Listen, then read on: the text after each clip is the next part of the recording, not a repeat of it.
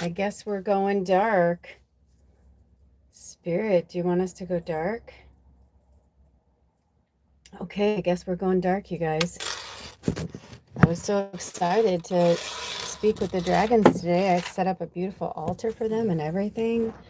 And we're hiding chat today because there's just so much happening on the planet. And so many people believe in their heart of hearts that what they're doing is good. And who's to say, But after my last live session, when I had the Christian Brigade coming for me, I was like, yeah, no. So you'll see in the title, comments are turned off. We are going to be talking. Oh, and I looked down as 111. We're going to be talking with the dragons today. I've been really struggling. It's only Friday, and Leo season came in on Wednesday. Mercury went direct yesterday. We had their first quarter moon on Tuesday. The Barbo basket was from the 19th until Wednesday, the 22nd. And I just feel super hungover. I feel beat to shit. I'm struggling so hard. And when I'm struggling this hard, I know you guys must be struggling as well. And not just because I'm a triple Sag and my moon's in Scorpio, because it's a water moon and, Cancer is represented by the moon. And then Leo is fire. But right now, I feel anyway that the dragons wanted to talk to us because there's so much decisive, indecisive, divisive. All these words are coming at me at once. I was like, well, which one are you trying to say? They're all very different. Spirit saying exactly like, in the one of the dragons just said, in the words of Dolly Parton, people don't know whether to scratch their watch or wind their butt. They really don't. And I'm not laughing to make fun of us. It's just earlier I was struggling with something and this voice came in and it was so shitty that I was like, I don't know who the fuck you are, but you are not me. That is an old part of me that doesn't belong to me. And I was like, you can just shoo on out of here. So, this is one of the first times in a really long time where I like leaped out of bed and just like, I was like, I need to do a reading right now. And I haven't been feeling like that in a minute. But you know, if you guys haven't watched my last podcast, I called it the Diary of an Empath because it really is. It was like, I don't mean to, it's like I feel like it was like Lula's lament. I probably should have called it that. That would have been an even better title. But that's okay. Everything happens for a reason. It just came to me now what it came to me yesterday. Um, but I just want you to know there's just a lot of mixed emotions. There's a lot of things that are happening within us outwardly. There's just so much that I just want you to breathe with me right now. We could do a dragon breath. That's when you breathe in through the nose. I forget how many breaths, maybe, or seconds. Do whatever feels right to you. And then when you release, you kind of do like a. So let's do a dragon breath right now. And you don't want to do any breath that feels good. All right. I'm also going to call in some healing energies. We need some healing energies. What? Okay. I'm already feeling better, by the way. Now that spirit came in, I'm already feeling better. Especially to the light workers and the angels, the empaths, the sensitives. Like that connection to spirit is pretty much like not all we have, but it's definitely our greatest strength right now. It is our greatest strength, and staying away from negative energy and people. I mean, I've been trying to have conversations with certain people lately, and it's been getting harder and harder because people genuinely believe everything they believe. And even though you know with every fiber of your being that it's a lie, it's just not true. Unfortunately, it's just not true. But they really fucking believe it, and so there's nothing you can do when that happens, but just allow. So here we go. Okay. So we're gonna breathe in through the nose and out through the mouth like this.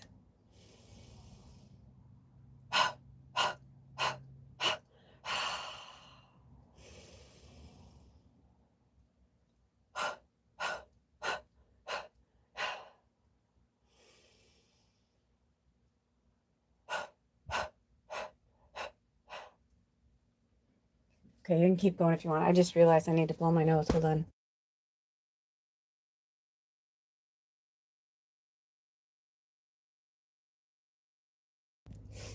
Okay, I barely did my morning stuff this morning, as I really realized it was the messages that needed to come through. Okay, so now let's call on the big guns. Even though I called them in, I know some of you like the whole regalia of it. So I'm gonna Mr. Miyagi it. I call upon my higher self, your higher self. I call upon the ancestors, the angels, the archangels, the spirit guides, the animal guides, the gods and goddesses, the nine, the benevolent creator, and everything and everyone and every energy in between that is meant to be here with us today. With grace and gratitude, we welcome you into this home, into this reading, into this space. We call upon Archangel Michael and his mighty band of warriors to protect us and protect this container at this time. May all who enter this container come here with light and love in their hearts, and that are here to heal, that are seeking guidance from the dragons, loving protection from the dragons. The dragons are here with us. Thank you, dragons. Thank you, everybody, for being here. Thank you all for being here. Welcome to all the new people. Welcome back to all the people who've been with us a long time, especially our all-stars. I like to give an all-star shout out. That's so funny. Shart. Shit and a fart. I feel like that's what it is, right? Though, but we gotta laugh. We gotta laugh, right? We just gotta laugh. It's just too intense and it's heavy. And this isn't our typical Leo season coming in. Okay. We're in Mercury just went retrograde, but we're still in the shadow, and we're in the shadow of eclipse season. The next 6 to 8 weeks, I'm telling you, till mid-September. Just chill, just relax, just chill, just relax, just chill, just relax. Thank you, Spirit, for healing us all from the inside out and the outside in. Thank you for clearing our chakras, our meridians, our auric field, our mind, body, and soul of that which no longer serves our greatest and highest good. And we ask the healing energies with grace and gratitude to take good care of us, watch over us. It's going to be different for all of us. Thank you for being here. Thank you for being here. And thank you to the dragons who pulled my ass out of bed. I was in Subconscious City. For those of you who are new here, I call it Subconscious City because it's like, it's always dark. It's always dark. It's very rarely light. And if it is, it's like the sun is coming up or the sun is going down. But I feel like that's where the shadow runs amok in Subconscious City. And in the last several weeks, I have been having so many people from my past just popping up in Subconscious City. Friends, family, even Bubba. Last night, it was funny because if you guys remember, several months ago, I did a house sitting gig with that magical black kitty that she's so funny. She used to hide under the couch and you can hear her, you know, like I'd be calling for her and I'd hear her meow and she's in the couch because there's like a bottom that like she can get in there. Anyway, she dug a spot out for herself and so she hangs out there. So in Subconscious City, I was seeing all these different cats, black and white cats, short-haired cats, different cats.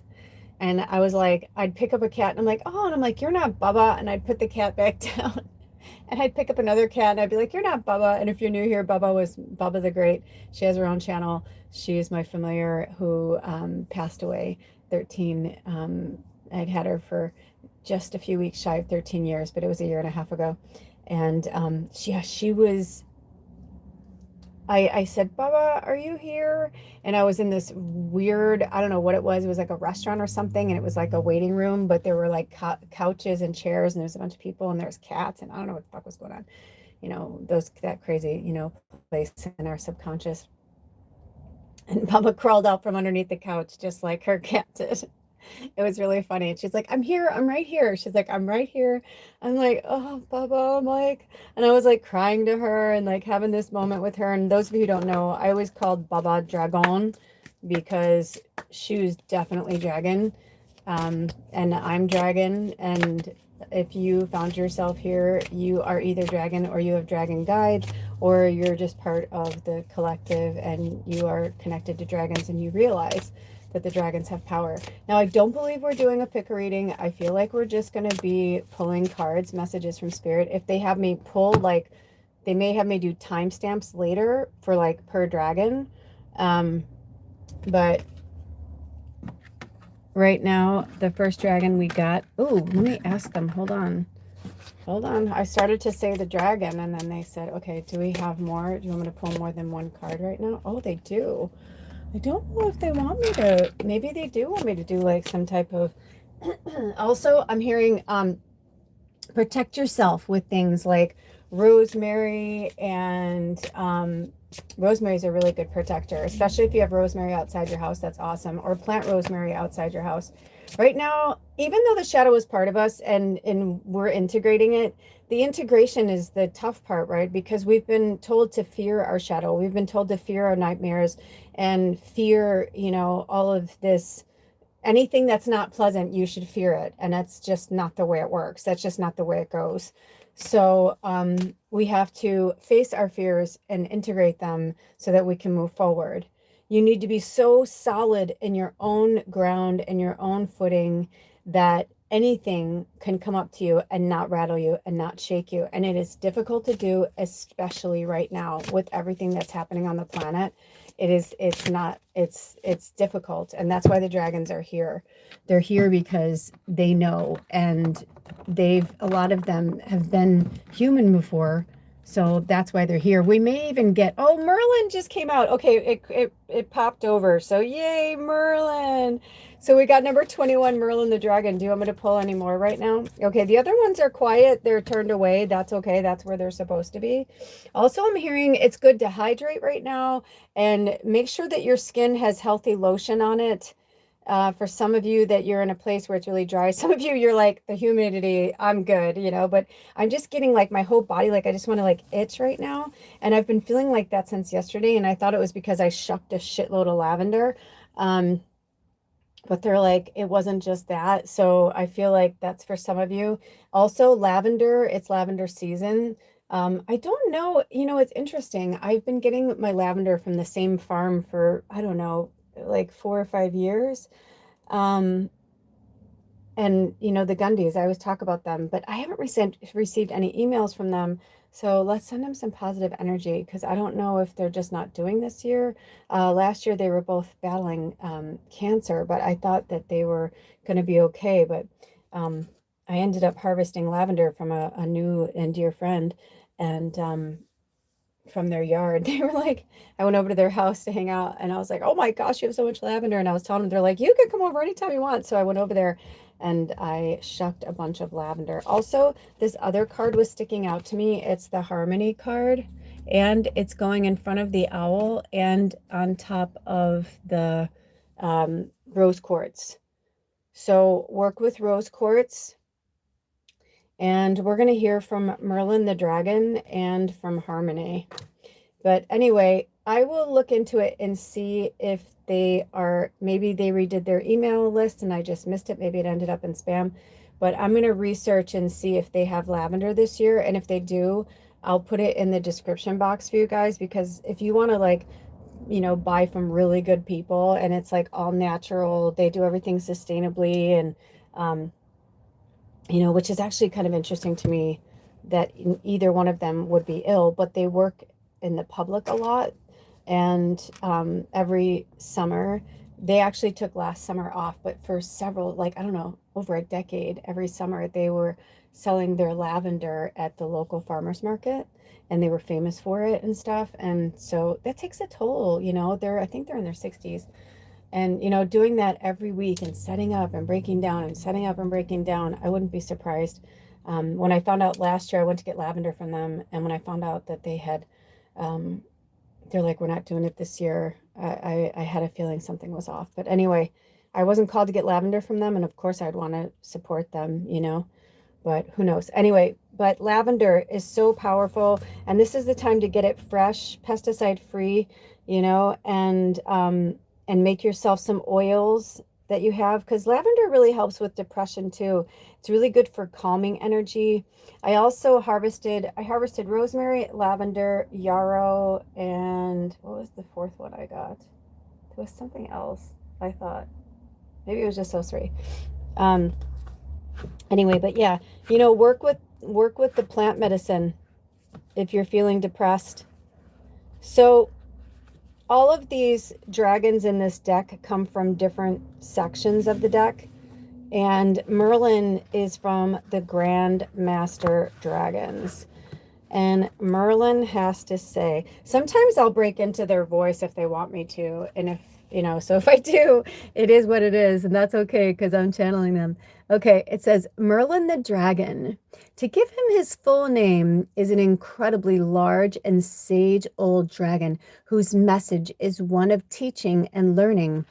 If Merlin has found his way into your reading today, his message is this. Not all things are as they seem. Some are images being reflected back to you in order for you to understand discernment and learn the lessons of self-trust. Only once you have done this will you discover how to stand in your own power and own who you truly are. The Grandmaster Dragons are able to shapeshift.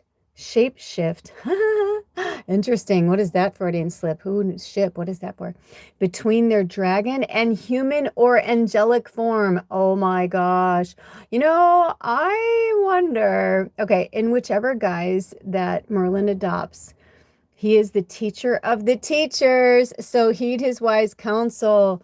You are unable to teach others until you fully understand the lessons yourself.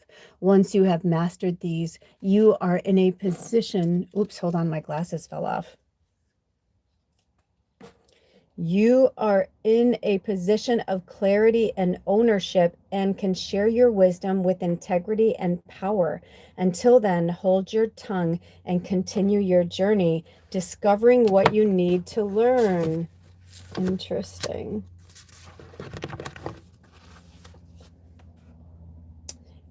Understand and own. Only then will you be in the place of authority to share your knowledge with others. If you notice that owls keep crossing your path, know that Merlin is around and willing to share his infinite wisdom with you and show you what you need to learn. He will stretch you and often answer questions with another question, encouraging you to seek the answer from within. He is not an easy grandmaster to work with, but he will guide you well. Ooh! And you guys know, those of you who know, Merlin is the healer of the healers, but that's what I was given. That was when I started working with different healers and teachers and shamans, whichever label you want to put on them. They literally told me that. They literally said, like, you're the teacher for the teachers. And I've been saying to Spirit, I don't like doing readings when I'm not myself. Like, I don't like doing readings when I'm not 100%. And even this morning, I was trying to get out of this reading because I'm so into my own stuff right now. Like, I'm really working on my own stuff right now. So it's been more of a struggle for me to do readings for people the way that I used to. And it's interesting because I'm finding other light workers and other readers are saying the same thing. So we're not alone there, you guys. But here's the thing. We need to push through when that happens. We either push through by leaning into the shadow and leaning into the negative feelings and cry it out and move on, or, we stay silent. Because here's the thing. I didn't want to put out if you saw my latest podcast, Diary of an Empath, like, I didn't want to put that out. I was told to record and I was like, I don't really want to. And Spirit's like, yes, but I think it's important that people realize that you're struggling too. Because when we try to put ourselves above each other, that's when things fail. So when I was in Subconscious City, I kept looking for a bathroom. That's when I always know I have to go to the bathroom, because when I'm looking for a bathroom, when I'm in dream state, Dream Lodge, wherever I am, I was dreaming, but I was also in Subconscious City. When I was there, I can always find a place, but like, I get to the bathroom and it's locked, or I get to the bathroom and there's a bunch of people in line, or I get there and it's like a really weird set up, and I'm like, I can't pee there, or how am I supposed to, what? And it's always like a weird thing. It's so funny. I don't know why I'm sharing this with you guys, but I am. But that's my brain telling me, because if I found the bathroom, I'm so deep into it that I may actually wet the bed, right? Like I may, my avatar might actually believe that I'm going to the bathroom. So some of you may be in a dream state, or maybe you're in a place when you're dreaming where it's so real for you and you're trying to figure out like what's reality, what's not reality. And I think that's what's happening on the planet right now. I remember when I was growing up as a child, and I was so, um, I kept feeling like whatever was happening in the world was temporary. And I truly believed in unicorns. I truly believed in dragons and all the, like, I really did. Like, there was nothing anybody could tell me that I wouldn't, like, I full on believed it was a real place. And it was somewhere on the planet that we just haven't found it yet, or something. Like, seriously, I just did. And I started to realize the older I got, the more I realized like what the reality was that I was living in. And then I started to like tell people that I thought I could trust and have confidence in our conversation, that they wouldn't tell anybody, or that they wouldn't laugh at me. And sometimes I'd get both. And and then I'd get like a good friend who'd say things like, dude, don't say that stuff. Like, people are going to think you're crazy. Or, come on, you don't really believe that, do you? And I'd be like, no, I'm just kidding. I'm like, no, I mean, I do, but I'm like, maybe because I want it to be, like, I feel like I was born this optimist, but over the years, the third dimensional energy just like broke my shit down. My family, my friends, my teachers, you name it. I was broke down, beat down. None of us have really ever had the opportunity to be individualized, because we've been, as a whole, we've been told to believe in certain things, and to believe that like dragons aren't real. Yet we know they're real. We can feel it. And I had to laugh a little bit when I was reading at the beginning, because that's exactly what I feel like I am. I feel like I'm a dragon, I'm human, and I'm angel, and they're all encompassing for me. Like, I love unicorns, but I don't feel like I am a unicorn, even though I'm like representing of a unicorn, meaning like I'm an individual, I'm one of a kind, I'm special and amazing. But like, I really align with the dragons. Like, I've always felt that. In fact, one of the first tattoos I got on my arm was a dragon. I started, with little tattoos on my ankles and my wrist, cutesy, girly stuff. And then as, some people are like, oh, that's too macho, or you're so butch, are you gay? Are you a lesbian? Like, actually, my very first tattoo was a red AIDS ribbon. And when I told people about it or showed them, they're like, oh, you're gay. I knew you were gay. And I was like, because I got an AIDS ribbon to support a friend? I'm like, that makes me gay? Getting my first tattoo is an AIDS ribbon? And they were like, well, yeah, I mean, you can have any tattoo. I'm like, I've wanted tattoos for years. And I always said, when I get a tattoo, I want every single tattoo to mean something. And nothing had felt like it meant anything. And then that was like my first, I love that that's my first tattoo, And there's a long story behind that too, as well, with the butterfly. But anyway, I digress. So my belief system was not of that of others. The people definitely thought I was batshit crazy. When I slowly started to integrate back into my true self was when I was recognized by fellow witches, magicians, healers, deep down believers in magic. Like, they sensed it, they knew it. They're like, wow, do you even like realize like how gifted you are? And I'd say, well, I've always known things, or I felt things, or I saw things, or but I worked really hard not to anymore. I had to work really hard not to see things, not to feel things, not to hear things. But I had closed it off so much that but I wasn't, the shadow, I was afraid of it. So the shadow kept coming for me. I was getting possessed, thrown by things, I didn't understand what's happening. I remember this one time I thought my friend pushed me, and they're like, dude, and I turned around and they were across the room, and I'm like, what the fuck? And there was nobody in the room with us, that kind of stuff. And that's been happening throughout my life. And you know, and of course people will be like, oh, you know, it's rheumatism, you know, and you're just like, I don't think so. I'm like, something's not right. I'm like, something's up, something's up, something's up. So if you've been going through this too, most likely that's why you were drawn to this reading. So when I did really lean into my gifts and started studying with all these different, you know, healers and shamans, teachers, all of them said the same thing. They said, you're the healer for the healers. So it doesn't surprise me that Merlin came in, because I was really second guessing myself today. But the truth is, I'm always this. Even if I'm in shadow, even if I'm not feeling good, even if I'm having a rough day, I'm always going to be this. I'm always going to be, if you don't know what I am, look in the description box, right? Like, I'm always going to be I'm always going to possess these gifts. This will always be my astrology chart in this lifetime. Now, beyond this, I'm not sure. Now, do I believe beyond this I'm a dragon? I think once you've imprinted yourself into some energy, it'll always be a part of you. So I know I've been a dragon at least once.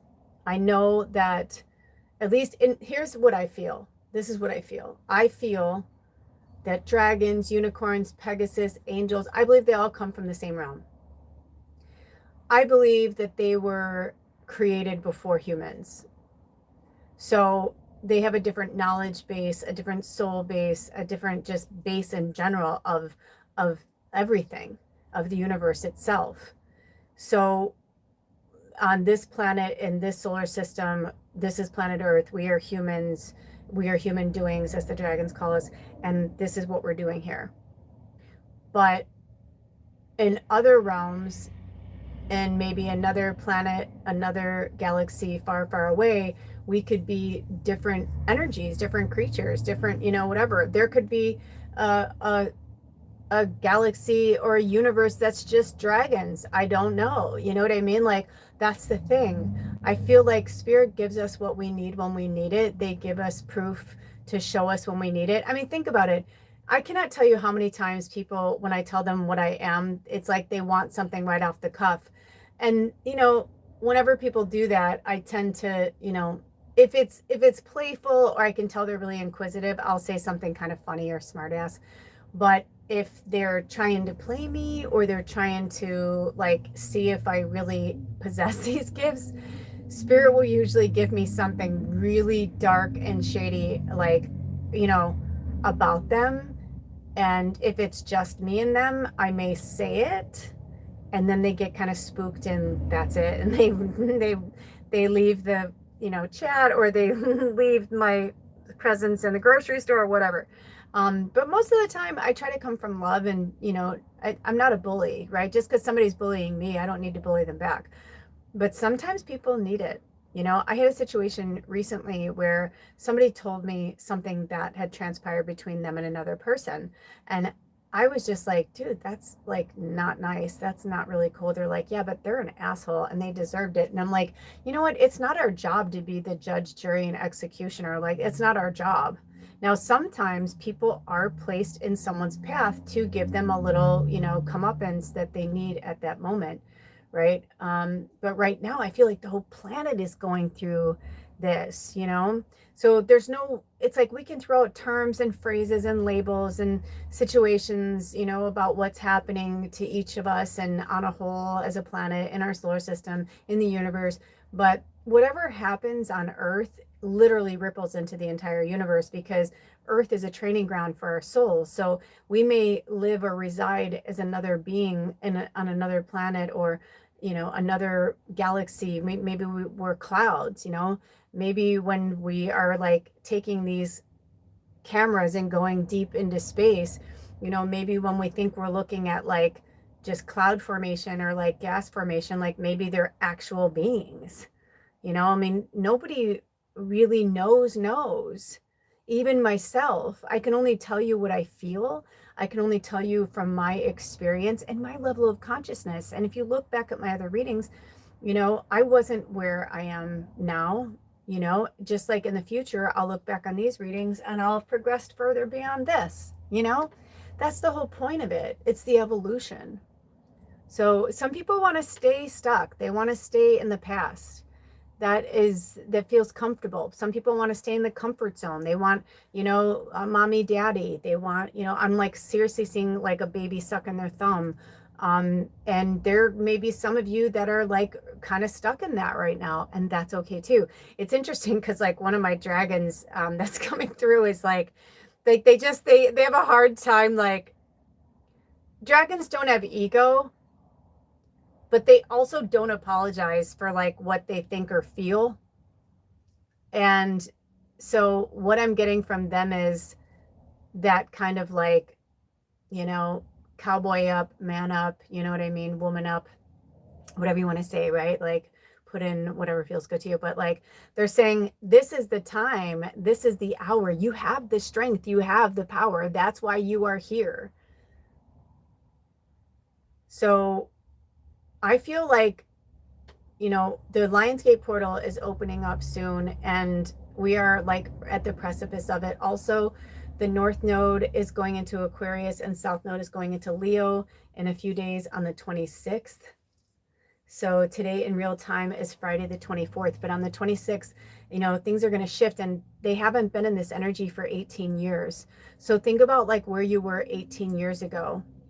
Maybe it's time to revisit something that, made you happy. Maybe it was, also my eyes just went to a feather on the ground. Maybe you're somebody who has always felt this way. Like, you've always collected feathers, white feathers. You didn't understand why you liked certain numbers or animals, or, like same with me. Like, I didn't know why I loved dragons so much, or why I got a dragon tattooed on, a whole big part of my, top arm.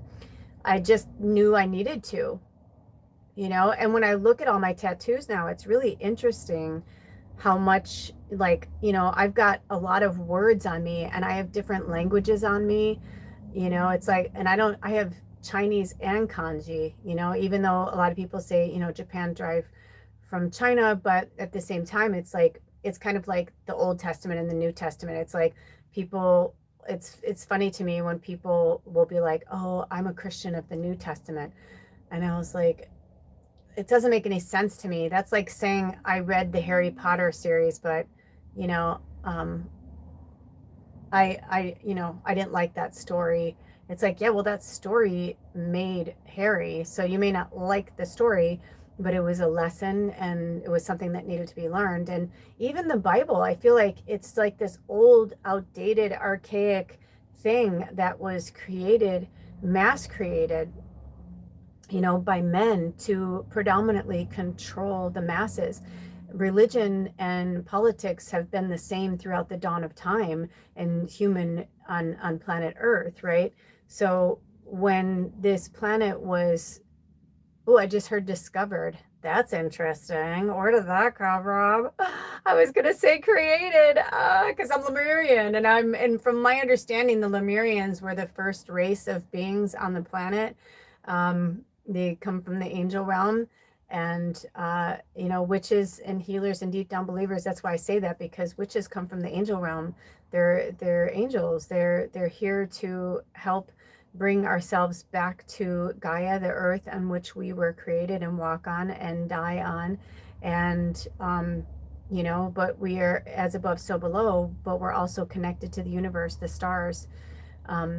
It's interesting because people ask me all the time, they're like, do you think this is a real place? Like, do you think we're real, or do you think it is like the Matrix, like Neo, that we're just like locked in somewhere, like rolling around in space? And I'm like, I don't think we're rolling around in space like that. If it's anything, I feel like when we're not in a body, whether in this planet or somewhere else, in the form of a pinball machine or a sponge. I always love to use John Cusack's reference from The Sure Thing, because it always makes me laugh. If you've never seen The Sure Thing, seriously watch it. It's such a great movie. Also, Aso Taro, Aso was like, I wish everybody would just watch Aquamarine. She's like, I feel like everybody needs to watch Aquamarine. She's like, I wish I had the the fish, what you call, the starfish earrings that like gave me positive energy every day. So seriously, your mission, should you choose to accept it this summer, is to watch The Sure Thing with John Cusack and Daphne Zuniga, and Aquamarine with, I don't know all the actors. I think Emma Roberts is an Aquamarine, but I don't remember the name of the lead girl. I can picture her face right now, but I can't think of her name. Anyway, I digress. But if you want some good like summer watching, or whenever this reading comes upon your path, you know, maybe it's winter time and it's Christmas and you're like, I need some good movies to watch. There you go. So with that being said, it's not, here's the thing. Humans are looking so much to look outside of planet Earth. This is what I'm getting from Merlin right now. The human doings want so badly, they're like, let's go and like explore into other galaxies and other realms and other places. And it's like, okay, but why don't we work on this planet first? We are aware that there's life on other planets. We're aware that there's other life out there. But the thing that they don't want to look at is that we're all aliens, every single one of us. Even if we're in human form, we've been other forms at other times and other places and other energies. We've been other entities. I think I honestly do believe that we are just one entity, like furiously and vigorously always exploring itself inside and out, you know? We all live in a yellow submarine. We're just like riding around a little submarine inside our consciousness. And, you know, I mean, how many times have you know, I don't know if this ever happened to you, but this happened to me many times. And I understand it might be different for me because of what I am, but we all have the ability to do what I do. So, you know, it's kind of like the chicken and the egg, but, have you ever had a dream about somebody and then you run into them? This used to happen with a few of my friends in school where we would, this is before cell phones, right? Like I grew up in the 70s and the 80s. I went to high school in the 80s. And so I remember like, you know, you didn't really call your friends. Like in the morning, you're having breakfast with your family, you're getting ready for school and you're getting off to school. You know, it was very rare that like you'd be calling your friend before school unless like you had to like remind them to bring a project you're working on together or something. You know, cell phones didn't exist, the internet didn't exist, so we just didn't do that. So I remember there were quite a few times with a few of my friends that we would be racing to each other when we got to school and be like, oh my God, I had a dream last night. They'd be like, dude, I did too. And I'd be like, you were there, right? And they're like, yeah.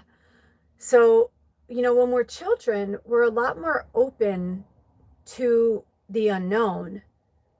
We want the unknown, you know, we don't want the mundane of the same shit our parents and families and, you know what I mean? Like the whole point of it is for us to have this experience and this energy, you know, with each other.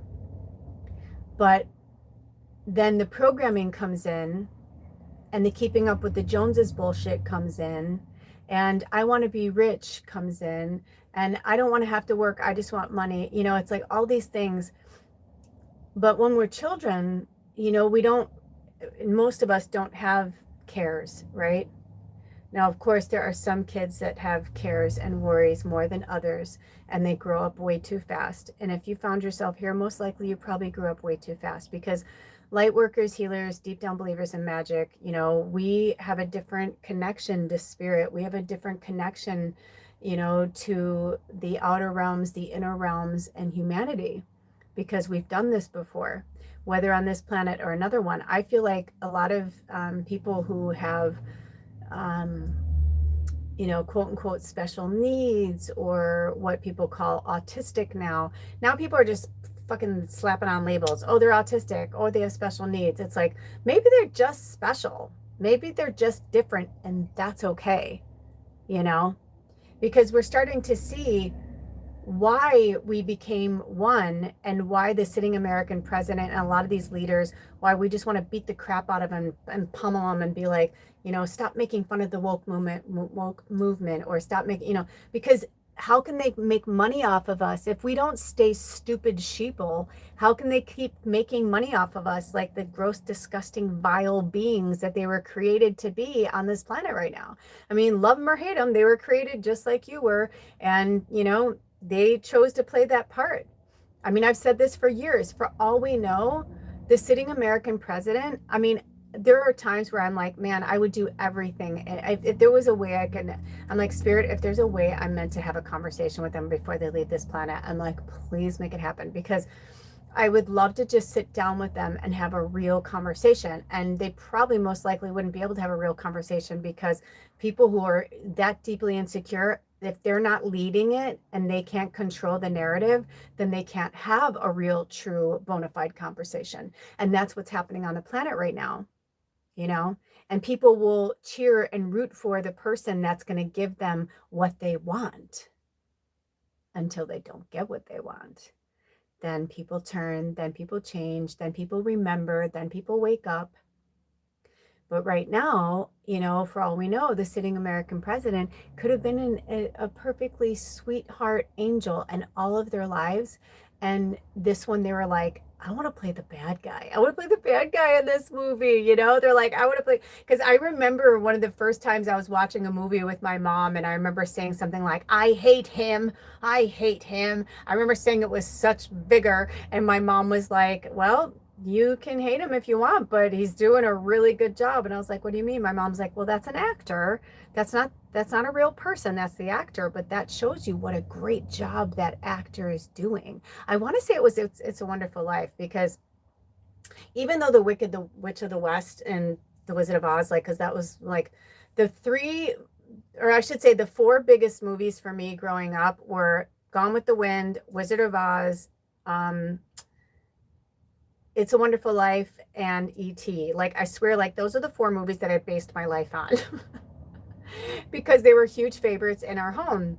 But I remember, like, just hating Mr. Potter. And my mom, which is so funny, because if you guys don't know this, that's Lionel Barrymore, and he's Drew Barrymore's grandfather. A lot of people don't know that. John Barrymore was her dad, and that was his father. So very interesting little side story.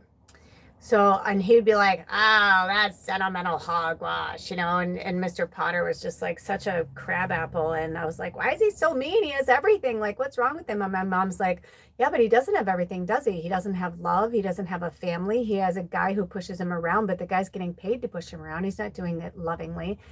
She's like, you know, that's why he hated George's family, because they were a very loving, strong, beautiful family. So, oh, when I looked down, you guys, I thought it was 440. I thought it was 4444, but it's not. So if you've been seeing fours a lot, or if you've been seeing 444 or 44s, this is definitely a message for you. And if Spirit calls me to it, I'll put it in the description box, but research that spirit medicine. Also, like I said, I've been getting like really, really, really itchy. So I feel like for some of you, maybe you feel like you're crawling out of your skin, and that's because it's like, it's like you're ripe for the picking. It's time to change, you know, it's time to move forward. You know, Merlin is saying, if you are listening to this one, if you were called to these teachings from Merlin, you know, it's about being the leader, but you can't be a leader if you're not taking your own advice. You know what I mean? Otherwise, that just makes you a hypocrite. If you're out there like doing readings, or you're, you know, anybody all day long can scour the internet and pick up little, you know, shorts, or like little images, right? Like, you guys know I make shorts from them all the time, but they're very well thought out.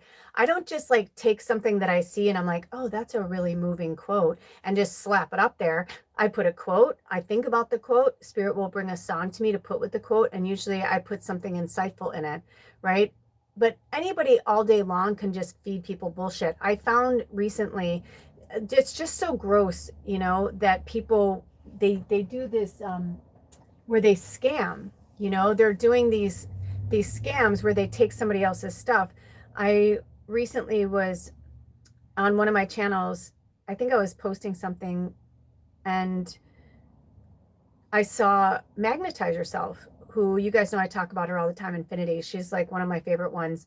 And it's really interesting because I never used to do these kind of podcast format readings until I found them. And then Spirit kept pushing me to do that. And I was like, no, like, that's her thing, right? Like, and they're like, okay, but sometimes the podcast ones are more prolific because it's about you thinking about it. It's not just the imagery, You know, sometimes it's the imagery and sometimes it's not. You know, it's so funny, you guys, when I looked up now, it really was the 4 4s. That's so funny. Interesting. But I clicked on it and I saw that it was a different name, but it's Infinity's voice. It's definitely her reading, but they recropped it and did some stuff. And I went to their channel and I started to comment on under their stuff and I'm like, you're a thief. I'm like, you're a fucking thief. I'm like, this is an actual person. This is a real, like, this is magnetize yourself. And I'm like, they put something like, it was like a play on her name. It was like, you know, if she said magnetize yourself, they said something like magnetizing yourself. Like, it was just really fucked up. So be mindful of the wolves in sheep's clothing right now. There's a lot of false energy. They've been telling us since the beginning. When I came into my full awakening, almost 15 years ago, almost every single one that I worked with, every teacher, shaman, you know, you pick the label, they all said that. They said it's going to come to a time where the planet is going to appear to seem like everybody's like getting on board and whatever, but the AI is part of it.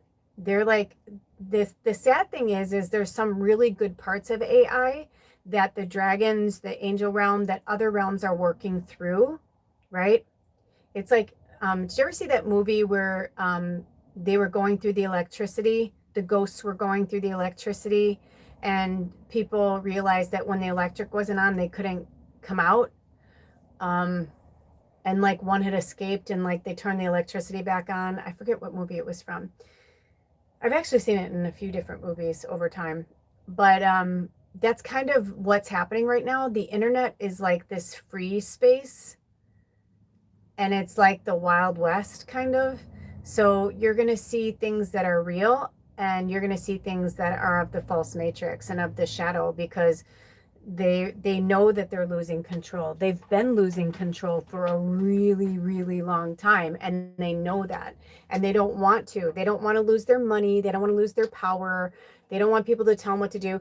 You know, I saw something where a judge made the sitting American president finally pay the woman who sued him for, I don't know if it was sexual harassment or rape or whatever he did to her. Like, she won the case like unanimously. Like, there were so many like things, and it's like, yeah, that's our president. Our fucking president is a creepy pervert and nobody cares. I'm sure we've had other creepy perverts in office that nobody knew about, you know, at the time. I'm sure we had that kind of, no offense, Michael Jackson, but you know, I don't care what anybody says. He did it. I know he did it. I can feel it. I can, the sad thing with Michael is I can feel that he was also magic and he was also this beautiful energy and entity, but he allowed the shadow to overtake his light and his goodness. And he started to turn, and I think there's a part of him that never really grew up.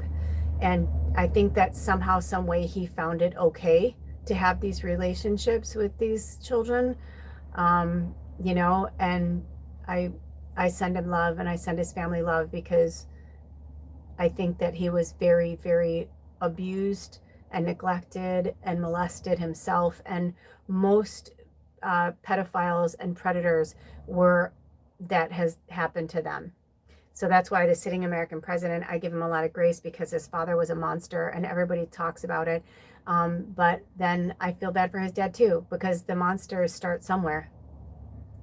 So when we look back at ourselves in history and time, we see things through a different lens and through a different scope. And that's what Merlin is trying to teach us, right? These, like the Harmony dragon is just a pretty pink dragon, you know, and it says Harmony on it, but it says Merlin the dragon, because he's a Grand Master dragon. So for the light workers, we are in the place now that we have to look at our shit. We have to shed our stuff. We don't have a fucking choice. We don't have a choice. And you can lie to yourself and you can lie to the people around you and say, oh, this is okay or that's okay. But deep down, you know it's not okay. deep down, you know you have to stop doing the crap that's unhealthy for you. You need to stop hanging around the people that are unhealthy for you. It's like if you keep going back, it's the old saying, if you give what you always give, you'll get what you always got. So if you keep going back to these places thinking that you're going to find what you're looking for, you're not going to, because you can do the same thing by not being in their presence. When you're in their presence, it makes it even worse. You know, when I'm around people who are deep in their shadow and I call them out on their shit, I get attacked somehow, whether mentally, physically, emotionally, somehow I'm attacked. It happened to me this week. I was around an energy that, I mean, I got physically hurt twice in this person's energy. And I felt like shit. Like I had to like really like cleanse my energy, cleanse my aura. We're just different people. We're different. And that's okay. We're all at different levels of our journey and our consciousness awareness. But Harmony, I'm going to read Harmony because Harmony is like, she's so much softer and sweeter. I feel like Merlin's like the no bullshit, you know, says it like it is. But Harmony comes from the Earthwalk dragons, and the Earthwalk dragons are a lot more, let's put it this way. These are the Earthwalk dragons. Balance, harmony, transformation, father time, peace, confidence, magic and manifestation, spirit, courage, freedom, emergence, Singold, Avebury matriarch, Oberon, destiny, and grace. So some of you may be familiar with them. Harmony's number 2. Interesting that we had Merlin's 21. It's like, and Harmony's 2. So it's like Merlin's like 2 before the 1, and 1s are new beginnings. Also, I am so itchy right now. I don't know what's going on with you guys. I feel like you guys really need to take care of yourselves. There's something going on.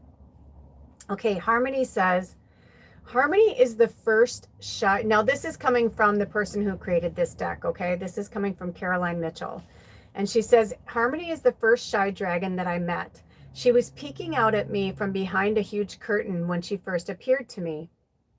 She's a quiet and considered being and is a lot less brash than some of the other dragons I've encountered, right? Like, that's what I just said. Like, Merlin's not going to candy coat it. He's like the hand of God, right? Like the hand of the creator. So he doesn't have time to like, you know, he's old and ancient. And, you know, I'm not saying that Harmony isn't. I'm just saying that Merlin has been human. Merlin has been an angel. Merlin has been a dragon.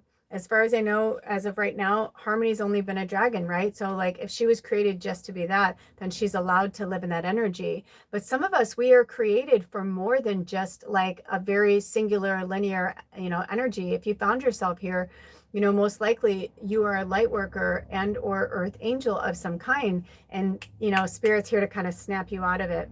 So it says, she says, I asked her about her qualities and she replied this. I am the bringer of harmony, restorative on an interpersonal level and an outer global level. If you are wrestling with a problem that you are unable to resolve, then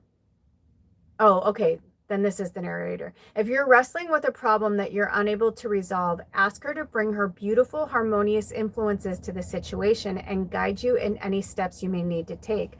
So if you're working through something really difficult, if you're facing a goodbye, if you're facing, you know, an old story or paradigm that you have long outgrown, call on Harmony to help you get through it, help you get through the hard times. You know, go back to the I am affirmations. I am a beautiful soul. I am loving. I am kindness. I am magic. I am blessed. I am free. I am kind. I am amazing. I'm a millionaire. And I love myself. Okay? If she's appeared in your cards today, she asks, what area of your life needs reviewing? What do you need to let go of? Is it judgment or old habits? Is it in your life that what is it in your life that needs reharmonizing? I will assist you in tasking those first steps, supporting you as you go. Take some time to sit and contemplate your life as it is and look honestly at what may require changing. It may be something quite small, just a little tweak, or it could be a life-changing event. Harmony goes on to say, the answers you seek are all lie within you. So sit quietly, ground yourself, be present, throat chakra, and reflect. Your inner knowing under my guidance will help bring the answers to the surface for you. Harmony reminds us that tomorrow is a new dawn, and being in our heart center ripples out with positive effect. Harmony will also often appear when there has been discord or upset. This can be personal or on a global scale. She is the harbinger of change, and her role is to bring harmony to the world. Wow. And I feel like that's our job too, right? Like as light workers, like we're here to bring the light back, but we also have to be able to use discernment to see beyond the fakery and the fuckery. And when I say that, that's what I'm saying. Like, don't just click on something because it's a pretty picture, no matter where you're on social media, YouTube, Instagram, TikTok, I don't care. Why do you think that, don't you think it's interesting that, especially in certain countries, that some things are legal and other things are illegal? Especially in the United States. I mean, that's why we fought so much for cannabis, because we're like, here is this powerful plant that has been growing here since, God knows how long, right? The creator knows how long, that this plant has been growing here. There are millions of medicinal plants. I spoke earlier of lavender and rosemary and yarrow. I actually made a tincture of yarrow and lavender with some coconut oil, because all three of them, from the coconut oil to the yarrow to the lavender, they all have their own individual healing properties. So we want to use and utilize these gifts from the earth to heal us and take care of us naturally. They want to force feed us on pills. They're like, oh, you don't want to go out into nature, or oh, you don't want to take care of yourself. Well, we want to make it easy for you. It's not making it easier for us. We see now, everybody sees it. So now the shadow is creating things that people think are good, right? They're like, oh, that looks good, but there could be subliminals in there, especially when they're urging you to listen to your headphones. Yeah, on some of it, some of the frequencies in that sound better if they're in headphones than if they're just resonating throughout the room. But some of them, it's because there's subliminals in there that you can't even understand how much they're embedded in there.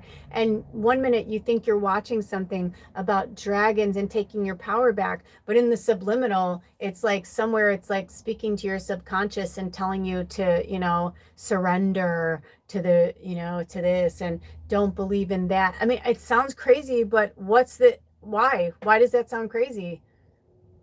Everybody is using every tool in their box right now, from the light to the shadow, and every color and every shade in between. Everybody is, the light will always win, because that's love is where we come from. We are created from love, whatever we are, wherever we come from. I'm sure it is kind of hard to like pinpoint like where it started, when we can see that, either we've been programmed to believe that history exists or history really happened. You know what I mean? But either way, if it's like Westworld, right? Like even if it didn't happen, if it's programmed into us that it happened, then we believe that it happened. That's why in World War II, when Hitler came through, he destroyed, a lot of people may not even be privy to this information, which look at, all forms of history, but Hitler destroyed a great amount of art and spiritual teachings because he wanted to rule the world his way. His thought was that if we can get these generations, generation by generation by generation, to like disbelieve in these things, eventually they will, because they won't know anymore. That's why I've always said the Bible is just a book. The Quran is just a book. It's like all of these things, they're books and they're stories. We have to use discernment and our own intuition to decide, are they true? Are they real? What's real? What's not? We can manifest and create anything that we want to see in the world. But at the same time, if we can each individually do that, then that means that it can be done on a mass scale, right? So there's always going to be more of the good guys than the bad guys. And a lot of people who become quote unquote bad guys aren't really bad guys. They, or girls, or whatever you want to call them, right? Like, they're not necessarily in subconscious city. Oh, no, I looked down, it was 111. In subconscious city that I spoke of earlier, when I'm in my dream state, sometimes one of the last scenes I remember was I was in this room with, I could tell that all of these people were on drugs. They were all really heavily on something. And the one guy kind of pulled me to him, and I was like, okay, it's like, I feel like in every situation when I'm in subconscious city, I'm trying to find the healthiest way to get out of that situation without it becoming volatile or unstable, or, so I feel like that's kind of where we all are. We're in this subconscious state of trying to discern, like, what's real, what's not real. And some people are waking up to what they truly are, earth angels and light workers, and that realizing they're not crazy. You're not crazy.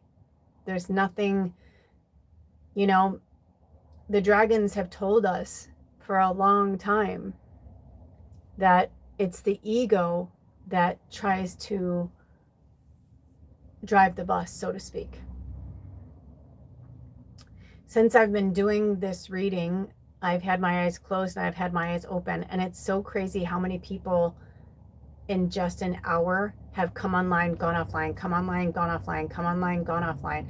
It's so crazy because I turned the mute button off, and or I should say I put the mute button on because Spirit didn't want me to interact that way today, but I can still feel the energies. And I just said to Spirit, I'm like, this is kind of weird. I could have done this so many different ways where I didn't have to see that. They're like, no, they want me to talk about it because that's what they want you to see.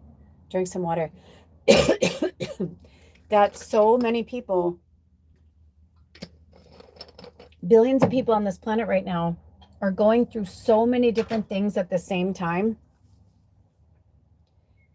And nobody is wrong and nobody is right, because it's all each individual's path. And that is the biggest fear of them all, is that people feel alone or lost. But in the loneliness, in the lostness, is where we find our true self.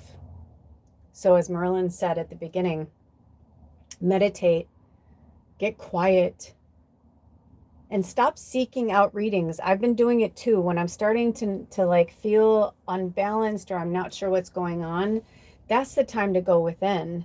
That's the time to sit with Spirit. That's not the time to go and look for answers, especially when you're doing mass readings. Especially pick a readings, because even if you're drawn to it or it's your reading, it's also, it could be possibly thousands of people's readings. And I know from somebody that does readings that you can't possibly read for all the same people at the same time, but there is obviously a common thread that's going throughout your lives that you need that medicine, those messages from Spirit. But it doesn't necessarily mean that it's exactly your story. Just because somebody else is going through a breakup, you don't automatically go, oh my gosh, what's going on with my relationship then? It's like, nothing. This is about you. But that's the whole thing right now. We've been lost in these matrix of like, who am I, right? The Zoolander, who am I? I don't know, right? You're going to have to figure it out for yourself, Forrest Gump. So let's see if we have any more messages. Do we have any more messages from Harmony Dragon? Merlin the Dragon? All right, there are two cards. What's going on? Use your throat chakra. Some of you are having a hard time speaking your truth. I have two cards that are already pulled. I just wanted to see. I had a feeling. There's two that are turned over. So I don't know if those are for pick a reading that we will be doing later, or if it's, but I definitely felt a group reading. So the next card we pulled is number 25, which also comes out to the number 7, and that is the Philosopher. And I'm going to put him in front of my owl right now. The Philosopher. And the Philosopher dragon, and just so you know, the Harmony dragon was pink. Merlin the dragon is like kind of like shades of gray and white and black with a hint of like lavender. And then the Philosopher dragon is all greens. It's all greens. So let's see what the Philosopher has to say. And Harmony was from the Earthwalk dragons, and Merlin the dragon is from the Guardian dragons. And let's see. Oh, that's right. I was going to say, no. Merlin is from the Grandmaster dragons, and so is the Philosopher. I had a feeling, which makes sense, because I feel like if you found yourself here, you're part of the Grandmaster dragons, or you need messages from the Grandmaster dragons right now. So let's go to the Philosopher. Number 25.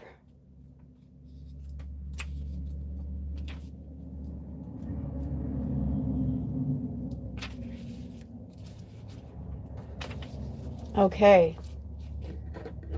So the Philosopher says, this wise old dragon is all about learning and the direction your life is taking. This can be in your 3D physical world or on a metaphysical level.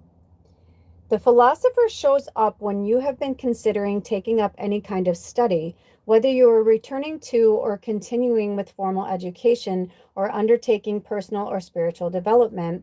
The Philosopher came to me, this is from the person who designed the deck, bringing a strong connection to Galileo, to the planets, the solar system, mathematics, and science, which is interesting because we were talking about that earlier, about the universe. Okay, so the Philosopher says, one is never too old or young to learn. Set your sights high and reach for the stars, for you have much to gain from and to reveal to your learning partners. The Philosopher has a particular affinity with the stars and constellations and is often associated with people learning the old arts, such as astrology, scrying, and divination, as well as the sciences. The Philosopher goes on to say, you have been putting off that which you want to learn. Your self-doubt hinders you from following your passion and your true path. Your affinity with the old arts is the starting point of your journey. Take this as notice that you should follow that which you seek with your heart, for only then will you truly tread the steps of your destiny. The Philosopher's presence helps us navigate our world and our chosen direction. The Philosopher becomes our compass, our guiding star when we are at a loss as to what comes next. Call upon his presence to help steer you forward. Also, it's interesting that it ended on 110, and earlier I was like, oh, you guys, it's 111. So that's really interesting. So it could be for some of you. In fact, we've been talking about this. I've been talking about this with some of the fellow light workers in our tribe off the channel. We've been discussing how, there are certain things we want to learn, and then like we'll learn it or we'll study it, and then it just evades us. We can't remember it. We don't understand. We don't know why. And I've been saying that with Spirit lately. I'm like, for years I always wanted to study astrology. And every time I seem to go towards studying astrology, it's like the words get jumbled up. It's like I can't, it's really bizarre. And I spoke on I think it was my last podcast where the Diary of an Empath, where I spoke of that. I think it's because there are only some energies or entities that can like really handle a lot of information all at once. So don't be hard on yourself. If there's certain things that you don't feel like are yours, don't make them yours. Or maybe for some of you, this is a wake-up call, because maybe you're done studying something else and there's something else that's been like niggling at you. Like you've been like, I don't know. Or it just keeps showing up in like maybe your feed, or you're in a store and you see, a headline on a paper and you're like, oh my gosh, I was just thinking about that. Or just, whatever it is. maybe you're meant to study the planets, maybe study Galileo, or, whatever it is, lean into it. I'm getting that vibe from Spirit to lean into it, but don't force yourself either. I said to Spirit recently, I'm like, I feel like I should, I was shooting on myself. I should do this. I should do that. I feel like I should do this. I feel like I should do that. And Spirit's like, you hold enough. Like, you don't have to, so for like myself, I'm a telepathic medium. Even though we all have my gifts at this time on this planet, if you put me against, not that it's a competition, but like, it'd be like there'd be groups, and that group is the telepathic mediums. That group is, the astrologers and the mediums. Like, maybe they're a medium, but they're not a telepathic medium. Although I think you're kind of, if you're a medium, you're telepathic. Um, but you know what I mean? Maybe they're psychic, or, and they're just different terminologies of basically the same thing, but not the same thing, because not all psychics are telepaths, but most telepaths are psychics, if that makes sense. But even so, I know for myself, it's like I'm given the information that Spirit wants me to have and wants me to share with everyone. That doesn't mean I have all the answers right away. I mean, recently I was somewhere and I told someone what I do, and they were like, do you see anything for me? Do you see? And it's very rare that somebody asks me that, but when they do, it's kind of interesting. And I'm like, no, but I am definitely feeling an energy. And interestingly enough, um, I didn't see, because there was like a window, and there was someone in there with them, but I didn't see. It was like a drive-through, like coffee, thing. And I didn't see the other person, but I felt like there was somebody else in there. And then when the other person put their face forward, I was like, oh, I think I'm calling to you. I'm like, I feel like you're the one that I can feel. But if two people are standing next to each other like that, I don't always get, like I felt something. And so I was confused, because I was like, I don't think this is for you. But then when the other person showed themselves, I'm like, it's for you. So energy is a very interesting thing, and it can be confusing. So right now, I know for some of you it's not helping, right? Because you're like, I just want the answers. But that's what the philosopher is trying to say. Like, study on your own, look for it on your own, research angel numbers, research, like most of the things that I know, like I may retain information of certain things, but like I've been studying a lot of these things for years and years and years, and I still don't remember them sometimes. And I really think it's because I'm not meant to. My brain was like, my little brain would explode. Our human doings, our human bodies and brains can only hold so much energy, and only have the capacity for so much learning, right? Or I should say, um, it's like an endless capacity of learning, but our brains can only hold so much information. And so when we're trying to channel information from outer realms and dimensions and times, and you name it, whatever languaging you want to use for it, it's it's very difficult to pinpoint certain energies and entities, especially now, because people are going through so many different, you know, incarnations and breakthroughs and awakenings. And some people are having multiple awakenings at once. I've said this for years, that some of us have always known that we were different. We just didn't know exactly what it was. Um, and then once we started to realize who and what we were, it was a lot easier to identify. But just because we identify with being star seeds or light workers, earth angels, all that, just because we identify with that doesn't mean that it makes it any easier for us. You know what I mean? Because we're human here. So, you know, all right, let's see if we have any more. Oh, sorry, that was kind of loud. Let me see if I have, I had a feeling. Okay. Oh, yay, we pulled Gaia. Gaia, number 31, which is also 13 backwards, which is the divine feminine. That's so interesting. And I'm putting Gaia in front of the amethyst and one of my favorite rocks. So work with the healing energies of the earth. Get yourself outside, connect to nature, because I know that's what Gaia is going to say. I know that's what she's going to tell us, right? Because that's right now, people are here, there, and everywhere. They, like I said earlier, the Dolly Parton quote, people don't know whether to fucking wind their butt or scratch their watch. They really, they're upwards, downwards, and all the way around. And it's very It's very off-putting, you know? So Gaia is in the guardian dragons, which makes sense. So let's go. And she's also on page 133. So it's 31 on page 133. I love it. And 131 comes out to the number 7, which, you know, 7s, we go in cycles, and we're just at the end of a cycle right now. That's what's happening. We're at the end of a cycle. Interestingly enough, too, the next dragon after Gaia is the Divine Feminine. So it says, the dragon Gaia is the earth keeper and carries Gaia's ancient knowledge deep within her. She is one of the oldest dragons yet to come to earth. She says, I am the etheric body of your planet. I urge you to protect her and all who dwell upon her. I guide you into restoring balance. What is done cannot be undone, and alas, some things are gone forever. Have courage to stand up for what you believe in, your heart to be true, and I will stand with you. You can be that change. Call upon Gaia's support when you are working on a new project and need to anchor its energy fully. You can involve, I saw involve, but it says invoke.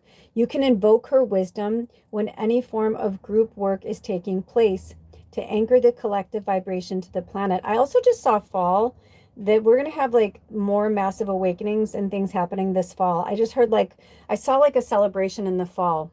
So, and that's for the Northern Hemisphere. So that would be spring for the Southern Hemisphere. Okay. So it says, you can invoke her wisdom with any form of group work when any form of group work is taking place to anchor the collective vibration to the planet. Yeah, I'm hearing the harvest. Make use of her grounding energy. I heard get involved in a harvest this year. Maybe find like a local organic farm and see if you can go there and help out. See, I've always wanted to learn about plants and harvesting, and you know, you don't even have to pay me, or you know, maybe ask them if they can pay you in goods. I've done that before, you know, where recently when I harvested all of the lavender and all that, they allowed me to harvest it off their land, but then I went around and I clipped their walkways because they had a lot of they had the plants that I spoke of like going into the walkways or the driveway or whatever. So I said, if you want, I can, you know, cut that back for you. And they were like, oh, that's nice. Thank you so much. Right? Like, it's just about the exchange of energy. They would have given it to me for free anyway, but it's just a nice way to give back, but also a good way to like educate yourself. So it says, Gaia is also here to help ground the frequencies of the 5th dimension and above, which are coming into our consciousness. Gaia will guide us when we are ready to reignite the light of the Earth's grids. Ooh, listen to that. Sounds like the shadow going through. The deep healing this invokes will help Gaia and us as humans to build peace on Earth and a future that is sustainable. Exactly. So they can't kill Gaia. Never going to happen. She's, you know, that's the thing is, and this is not to sound like a jerk, but like, this is what I'm getting from spirit. Only a weak-minded, narrow-minded, simple-minded human would think that they had the power to destroy this planet. They don't. Even if, like, look at how these leaders are fighting over, I'm going to have the nuclear weapons. No, I'm going to have a nuclear. Nobody's having nuclear weapons. No, I'm in control. It's like, they're just a bunch of big fucking babies. They're just a bunch of little babies with their little thummy in their mouth. They're little fucking babies. And I'm getting a lot of like, from the dragons. But that's also part of the ego, right? But I do feel that, right? Like they're just children that are just dying to be loved, dying to be accepted, you know, because even if they were like, I don't care what you think of me, they may really mean that, but in the depths of their soul, when they're alone by themselves, they know, right? They know. I mean, this sitting American president, I think they got exactly what they deserved, because you know, they got the people that are following them that are very simple, petty minded, you know, whatever. And then, you know, you've got other people who woke up to their, you know, what they were doing and things they've been saying. And, you know, I saw this one thing where this guy's like, you know, I've been a fan of his since I watched his, you know, reality show. Um, and I just always thought that, you know, he was so funny, but he was a good businessman. And I'm like, yeah, because it's a false illusion. Anybody can sell you anything, you know? I mean, television and movies and all that, like, and taking pictures, like, in a way, it's been the greatest gift. But in another way, it's just showing us a reflection of ourselves. You know, there are some tribes around the world that you cannot take pictures or bring cameras anywhere near, you know, like the monastery or things like that, because they really genuinely believe that it, like, it steals your soul. You know, there's like some tribes like out in where they're like, no, that looks like that would, they're like, why do you have that image of me? That's creepy. That's not natural, you know? Why? You know, and people have become so all consumed with the way they look. And look at how we're seeing how these people have gotten plastic surgeries and their faces are literally melting and they're becoming deformed. And it's like, it's fucking crazy. I mean, it's like we're watching like every like Twilight Zone episode, you know what I mean? The original ones, like on acid, like it's just kind of crazy. But that's the thing right now, is that it's like, yeah, look around, look at what we all co-created. So, you know, Gaia is here to tell us, like, there's no way that Earth will blow up. If the Earth is going to blow up, it's going to be on the Creator's terms, not on the terms of, you know, a human that comes from the Creator. They're not going to, like, you know, and I know people will probably be like, but what about Hiroshima? But it's like, yeah, exactly.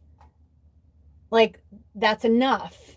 We see what it can do. Why do you think that people haven't done more? I mean, think about it. Think about the kind of weapons that we've had this whole time. They're not stupid. You know, if you kill so many people or you destroy the fucking planet, where are you going to go? Well, there's not enough money in the world to save you. You know, it's like that movie with Jodie Foster where it's one of the only movies I'm like, I don't like seeing Jodie as a bad guy, but when she plays a bad guy, she's so good because she's such a good actor. But, you know, I think she's playing like the president, right? And Earth has gotten so fucked up that they built like a new world. It's like a floating planet, basically. But it's like they took all the money, all the rich people, and they get to live in their beautiful like world that they created after they were like a fucking succubus and came in and like took all the goodness from the earth. That, you know, I mean, these are all just metaphors for human behavior and human doings, right? Like, just because you can doesn't mean you should, my mom always said, and it's true. So the fears that they want you to feel, and when I say they, those are the controllers, the fear that they want us to feel is diminishing because people are starting to realize and feel that there's something after this, and that no, they don't want to die, but they're not afraid to die. And that's the whole point. If people are afraid to die, or they think that this is it, like they don't believe in anything and they think this is it, then they're a little more prone to do crazy shit, because they're like, well, if this is the only life I have, then I'm gonna do this and I'm gonna do that, you know, whatever. But it's like, as we just learned from these 4 dragons, that's not quote unquote reality. And they've been skewing our quote unquote reality for a long fucking time. And so the dragons are here to bring us back to ourselves and to remind us like where we come from and who we are and how powerful we are, and that giving our power away is not an option. Okay, so there's this card that's, oh, Destiny. Oh, and under it is Oberon. Okay, there's a bunch of them. So Destiny was like, it was like calling to me. I could see it. It was just like sticking out of the deck. So Destiny is number 15. Let's see what Destiny has to say. And the 15 is in the Earthwalk dragons.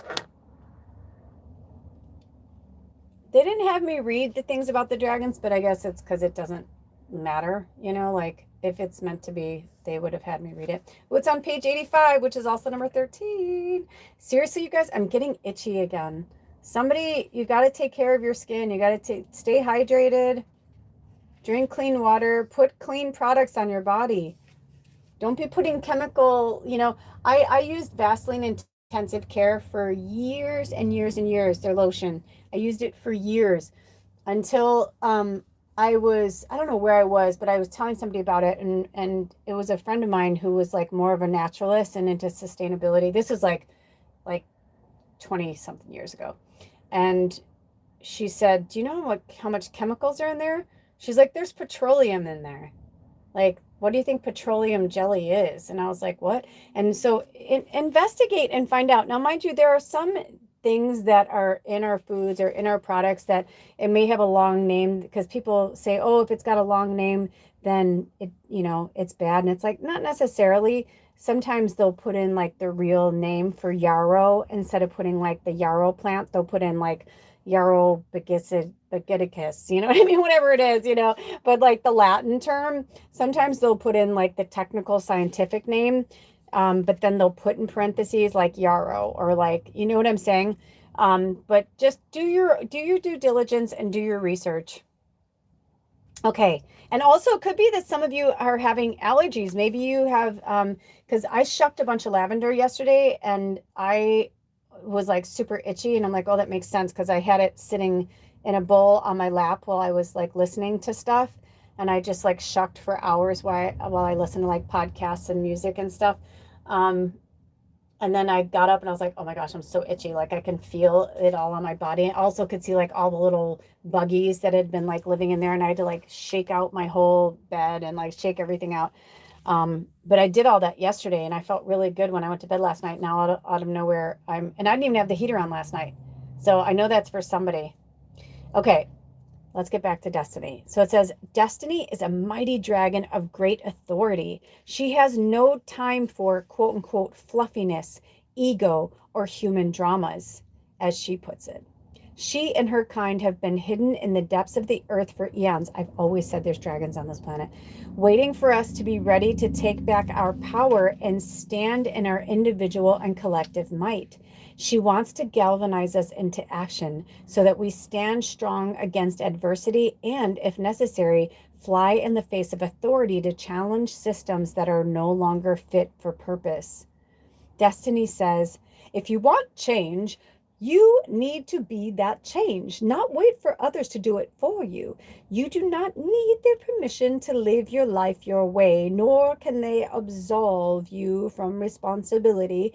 It is your life, your journey, your path. You walk it your way. Light and fluffy will not create lasting changes on your planet. Have you ever tried moving a large square flat bottom stone uphill? It is impossible. As humans, you need to come together and work in union, not isolation. Take responsibility for who you are. Hold the vision of what you wish to create and work together with others. We are facing periods of change and at times adversity. We as people of Earth can only achieve a more secure future if we come together and work for the good of all. We can be the change. The time for division has passed. It is time for us to unite, collaborate, and work in unison. Also, I'm hearing that working with our own individual lives is super important, because it's like, the oxygen mask theory.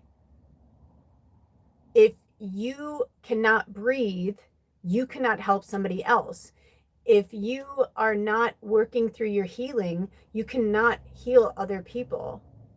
I feel like some people, I'm just putting this out there. I don't know who this is for, but I feel like for some of you, there's at least one person, you're doing Reiki or you're doing readings or you're doing something where you're like telling people how to be or what to do, or like you have a social media where you're putting things out and you're, whatever, but you're not actually doing it.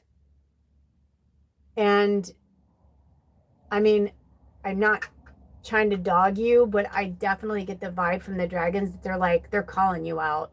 And if you know what I mean? Like this could be for more than one person. I don't know. But they're saying like, right? Like you're not going to show up and Reiki somebody if you're having a shit day.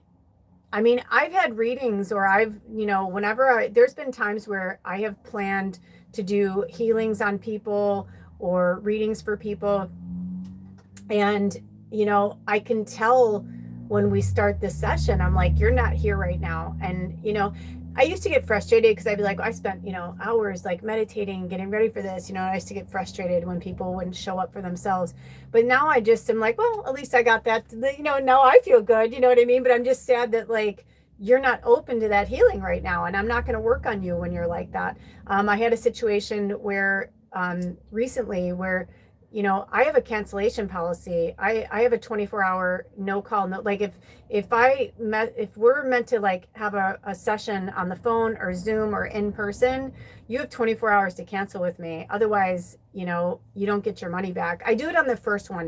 If it's my regulars, I don't, because I know that like things happen or whatever. But for the new people, especially if it's somebody who really needs it, and I know that the reason why they're canceling is because they fed into their addiction or their shadow instead of like showing up for, their session with me. Absolutely. I'm like, I'm going to keep your money because you were supposed to be here and be here at that, whatever. And there are no refunds. When I do my sessions for the first time, I send people a spiritual, guidelines. Like I send them like a guideline for like what they need to do, what not to do, kind of thing. And some people, they're like really surprised. They're like, oh, why does it make a difference? I'm like, because it does make a difference. I don't want you showing up to your session drunk or hungover or too much caffeine in your system, because I'm going to pick that up. And it's just a really like, unsteady energy. I mean, there's just a lot of things when you're doing energy work or you're doing healing or any type of spiritual work. You have to be on your A game. You have to be grounded and centered and present. So if you're out there working on people or working with people, and then it's like you're like a false god. You know what I mean? You got to walk the walk and talk the talk. So, you can post shit all day on your fucking social media, but if you're not actually doing it yourself, then, and for some of you, that could also be why maybe you're trying to become an influencer and they're like, you are so far away from being an influencer right now. Like people want the money, they want the accolades, whatever, but it's like, I mean, same for me. I kind of knew that spirit was like hiding me away, like it's like the big reveal was going to happen when it was time. Even now, I mean, it's crazy to think that Tallulah Wren, just like a week and a half or 2 weeks ago, I had like 900 and something subscribers, and now I have over 2,000 just because one of my videos like really hit for the first time. It had over 100,000 views and 17,000 likes and like 200 comments or 300 comments or something. That's the biggest one I've had. And it's funny because right before that, I had said to Spirit, I'm not married anymore. I don't have any animals. I don't have any, I'm like, I could let go of everything and live out of a fucking backpack. If that's what Spirit wanted me to do, I was like, let's do it, and then that video was made and it went out there. I was ready to just like let go of, I'm like, I'm ready to let go of the internet anytime you are, like, what do you want me to do? And Spirit's like, no, because I was created for this. Like I was, created on a bigger scale to help on a bigger scale, but not everybody's fully ready for what I have to say yet. Same with the dragons. Like, the dragons are no bullshit. They're no joke. They say it like it is, but at the same time, they want us to laugh and have fun and enjoy our lives, right? But like Destiny's coming in saying like, stop sitting there being like, oh, I feel so helpless. They're like, then if you feel helpless, then do something. Make one step. And it's going to be different for all of you, but sit down, meditate, get close to Spirit, get quiet, preferably in nature with no phone, nothing. We are mediums. All of us. We're all divinely connected to spirit. And when it's quiet, take that as a sign that you're meant to be quiet right now. You're in the spiritual waiting room. When it's time for you to receive the answers, you will. But, you know, I hear these things from some of you, not all of you, but I hear some certain things from you guys. And the one common thread I hear for those of you who are struggling the most is because you keep putting your spirituality in the future instead of living in the now.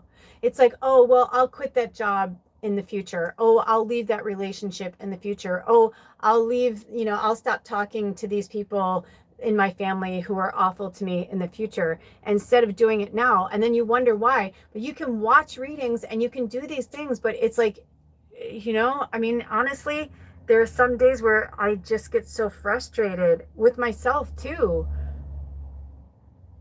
And I understand the frustration, but it's because you're living in your mind that you're still like this helpless little human that like has no power or control. Take your power back. Use the dragon energy to take your power back. That's what they're there for. Harmony is a sweetheart. We love her. Gaia, it's like, I feel like we've got, two masculine, the philosopher and Merlin are the divine masculine, and Harmony and Gaia and Destiny are the divine feminine. And it's interesting that it's almost like, because we started with Merlin, which was divine masculine, then Harmony, divine feminine, then the philosopher, divine masculine, then Gaia, divine feminine, and now Destiny, divine feminine.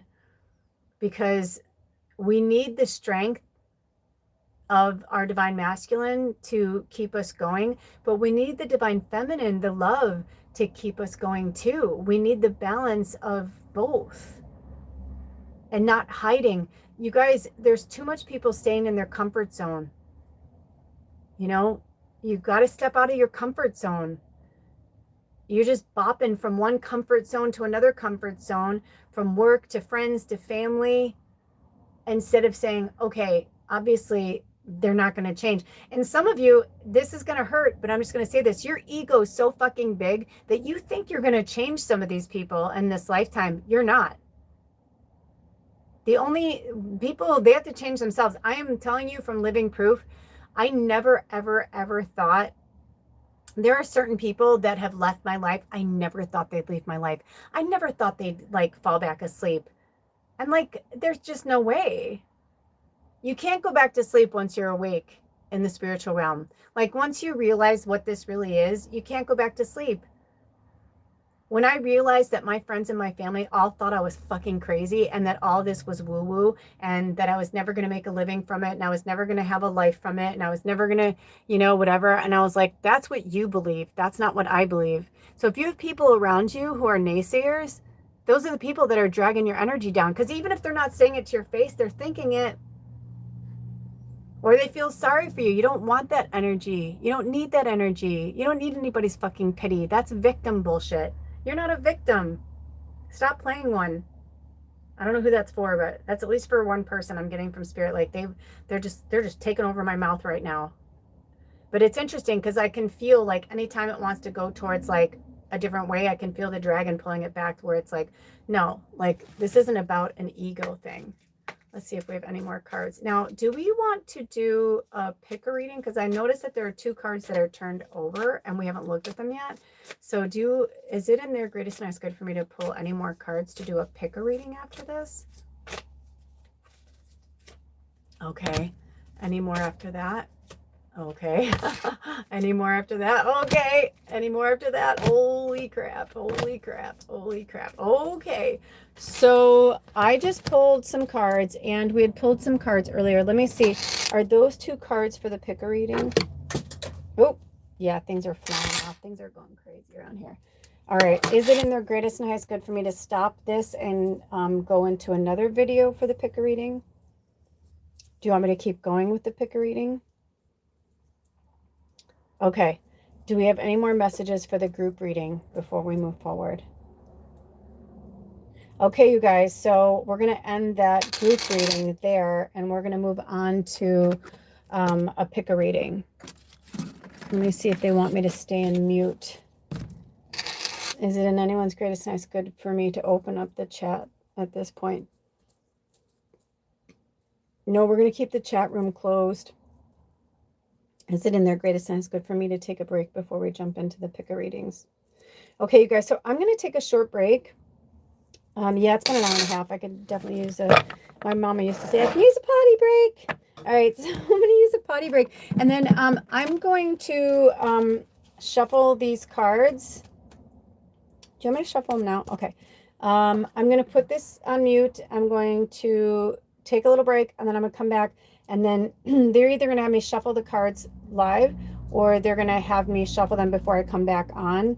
And yeah, do you want me to stop this video and start a new one and like let that one be seen? You want them to see the cards, the imagery? Do you want to stay in the podcast format? Okay, we're going to stay in the podcast format on the same video. Yeah, we're going to stay on the same video. Okay, all right, you guys. So if you're going to stay here, thank you for hanging out. If not, no worries. We'll see you over at your reading. And because it's live, I won't have timestamps, obviously, until they're finished. But feel free to hang out for the readings or come back later once it is fully uploaded and the timestamps are put on. And if you were here for the group reading, thank you for being here. Thank you for supporting this channel in any way, shape, or form that you can. I do have my information in the description box if you'd like a one-on-one personal reading, or if you would like to contribute to the work that I do on this channel. There are links for that. And remember that prayer is free. It's about the exchange of energy. All right, I will see you in a little bit over at the pick readings. Thank you so much for being here. Take good care of yourselves and each other. If you're leaving, we love you. Blessed be. Oh, bye. See you with the pick reading.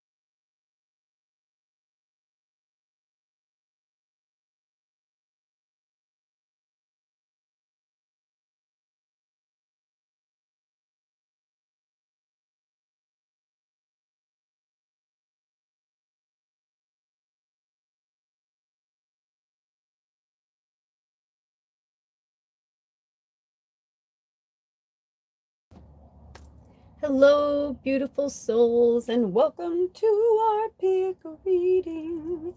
I just did a group reading. It was awesome. If you want to check it out, go check it out. I, at this point, don't know if Spirit's going to have me go back and put a timestamp for each dragon, because there was a lot of collective that came through with all the dragons. So I'm not sure how they're going to have me do that because I'm doing this live. But I do know that they asked me to pull some cards then. And I said at the end of that I wasn't sure if they were going to have me pull the cards beforehand, or if they were before I started the pick a reading part, or if they were going to have me do it live. So I'm just letting you know, for those of you who were watching that, we actually pulled the cards already. So I have pulled them. There are going to be 4 readings in total. Okay. So just wanted to put that out there for those of you who watch the group reading as well. And I'm not sure, it doesn't feel like there's like an exact title. I just feel like, let's put it this way. I feel like the collective reading, like the dragons were talking to everybody, but I feel like the pick a reading is only if you're ready to like really work with the dragons, because the dragons don't have ego and it's no bullshit, no holds barred. If you're feeling sensitive or you're feeling like you can't hear, you can't handle the truth. If you can't hear the truth right now, today's not the day, you know, especially if you were here for the group reading, or if you, when this is in the future and it's, you know, already up and you're watching it a year from now and you watch the group reading, if you don't feel like you're ready to hear the message, don't force it, and don't force yourself into something you're not ready for. But if you know deep in your soul that a major change needs to take place, and you're ready to hear the answer that you've been asking Spirit, I guess there it is. Maybe that's it. You know, what changes? What change do I need to make? Like, what do I need to do? Okay, here we go. I didn't know. I love when it goes, because honestly, I was like, why wouldn't I just go into reading 1? They're like, because they're like, you'll understand. No, I understand. Right? Because this is kind of like, I feel like the first reading was like for the collective, you know, I really feel like it was mostly for the all-stars, honestly. But I kind of feel like even if you're new here, you could be an all-star, if that makes any sense. So the light workers, the star seeds, all that, where I feel like these readings could be, I don't know. There's like a part of me that feels like some of the readings, like you would have to be a dragon to pick that one in another life, or you know what I mean? Like you really resonate with dragon medicine and dragon energy. And I feel like there's 4 readings because I feel like that maybe they're just dragons that want to come in and give you some advice. You know what I mean? So I will leave that for you. I know it's not, I'm, you have to remember that I'm a multi-dimensional being. So like while I'm channeling what they want me to say, this is me right now. I'm also like asking back, like before they're about to say it, I'm like, that doesn't make any fucking sense. Or I'm like, what are you saying? I'm like, I'm like, this sounds very contradictory. They're like, it will all make sense. It's all good. So just relax. But yeah, I definitely can feel there's some shit gonna come through. So if you're not ready for it, basically they're saying, walk away, youngins, walk away. And when you're ready, you know, when you're ready to face it, when you're ready to face the music, you will be there. You will be ready, and all is well. But yeah, because there's so many dragons here, and they all have different sense of humor. And they're all so awesome and interesting. I feel like I'm hanging out with like my old friends, you know what I mean? Where people, you're like, oh hey, and you're like, or like people like your colleagues, and you're like at an event, and you know, you meet each other for the first time. Maybe you always like do things over the phone, and there's like a special occasion and you guys all get together and you're like, oh hey, what's up? It's kind of what it feels like. Anyway, all right, let's stop. Also, I'm feeling like some of you, there's this itchy feeling I've been getting, like you're crawling out of your skin. You're crawling out of your skin. You need these messages. You can't handle the truth. You may think you can't handle the truth, but I feel like for some of you, my throat chakra, I feel like you're trying to choke me, but I'm not going to let you. Face it when you're ready. But I kind of feel like if you're here, you're ready. Okay, that's all I'm going to say. I love you. I love you. I love you all so much. There's so many entities and energies here that are like human, not human, been human. I feel like I'm at a fucking party. It's so fun. Okay, so there we go. All right, so I'm gonna scoot over to reading one now that you kind of know what it's about. And yeah, we're just gonna channel and have fun. There's some really cool energies and entities here, and I'm just gonna channel their positive, happy energy. And I suggest you do the same for yourself. All right, let's start with reading one. Okay, 15626.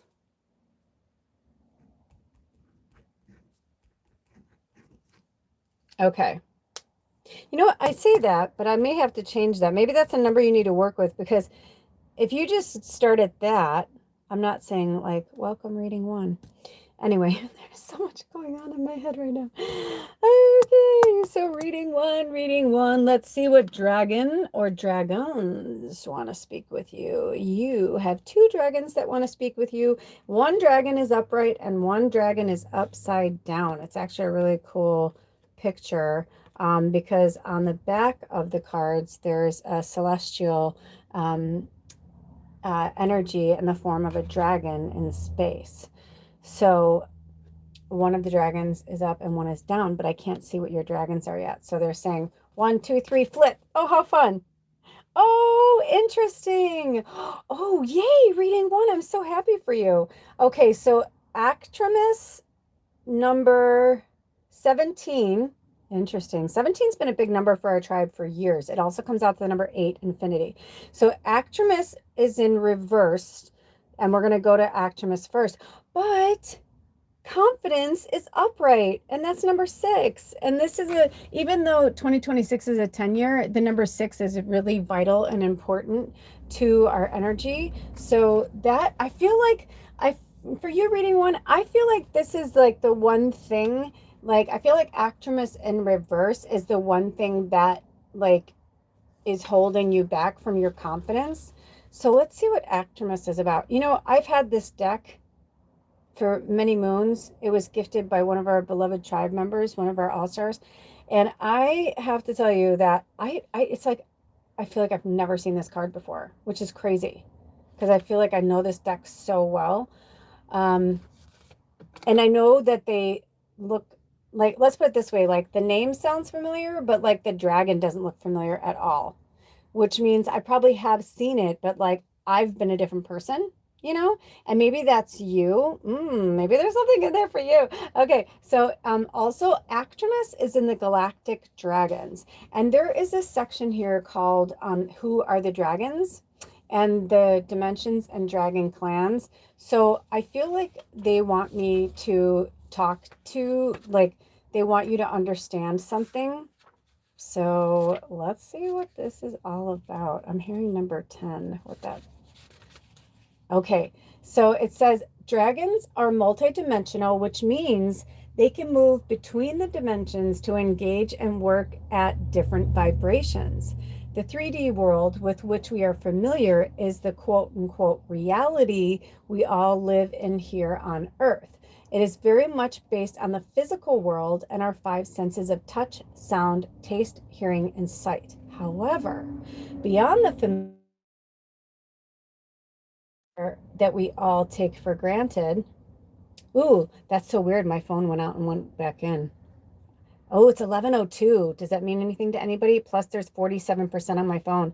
So 11:02 is like 2 and 2, which is also the number 4, balance. But then 47 on my phone, that's 11. And angels. So angels and the dragons, they come from the same realm. Okay, I feel like that was for somebody. Okay. However, beyond the familiar third dimensional energy that we all take for granted, there are a further 9 dimensions ranging from the 4th dimension to the 12th. As we develop spiritually, we go up energetically through the dimensions, becoming more aware of the different levels. And before we go any further, reading one, I am being told by Spirit that you, reading one, if you are listening to this right now, you are a multi-dimensional being. Now, are we all multidimensional beings? Yes. Can we all do it? Yes. Do we? No. Or we're doing it, but we're doing it unconsciously, subconsciously. in the group reading earlier, I was talking about when I go into Dream Lodge sometimes. I, like last night when I was going to sleep, I asked Spirit to bring me into Dream Lodge where to answer any questions that I've been having.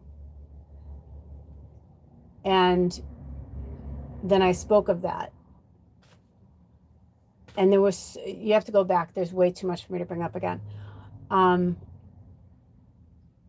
But there is an opening and a loophole in our consciousness where it's like we always, that's why when you see things that say the answers lie within us, they do, because we have access to all of this information. And if we're not meant to have access to it, we can feel it. You know it, right? When you know something backward and forward, and then you're standing in front of somebody and they ask you a question and you're an expert at it, and you're like, I don't know, I can't remember right now. And you start to think, am I going crazy? It's like, no, for whatever reason, you weren't supposed to acknowledge or access that information at that time or at that moment. So it fucks with us too, being multidimensional beings, because when we're in human form, we're here because it's a learning place. You don't go to kindergarten and then go to pre-algebra next, you know? You have to graduate. You have to learn. You have to, you know, not everybody is a scientific genius, but there are some that are. We all have a place and we all have a purpose. And I feel like you're arguing with your higher self and you're arguing with spirit about your identity when they're trying to explain to you that your identity was given to you by your parents and your friends and your school and your boss. And we have lovingly ate it up. Like a nice hot fudge sundae. We're like, oh yeah, put more sprinkles. Oh yeah, put more stuff on. Yeah, more cookies, right? And then we're like, oh, I feel sick. And you're lost and you're ungrounded and your body feels like shit. That's kind of like what's been happening to all of us. And it's okay. We're just like figuring out who we are now. Now, this is the thing. While the other stuff in the shadow part that has been created, that we co-created, is crumbling, we are coming back to who we are in our own identities and realizing that that's not selfish to want to know who you are. That's beautiful. That means that you have awakened to your true self. And if you're lost right now, that's okay. One of my greatest teachers, shamans, beautiful beings, light worker, came to me when I was at my lowest, when I wanted to kill myself for the umpteenth time, you know, and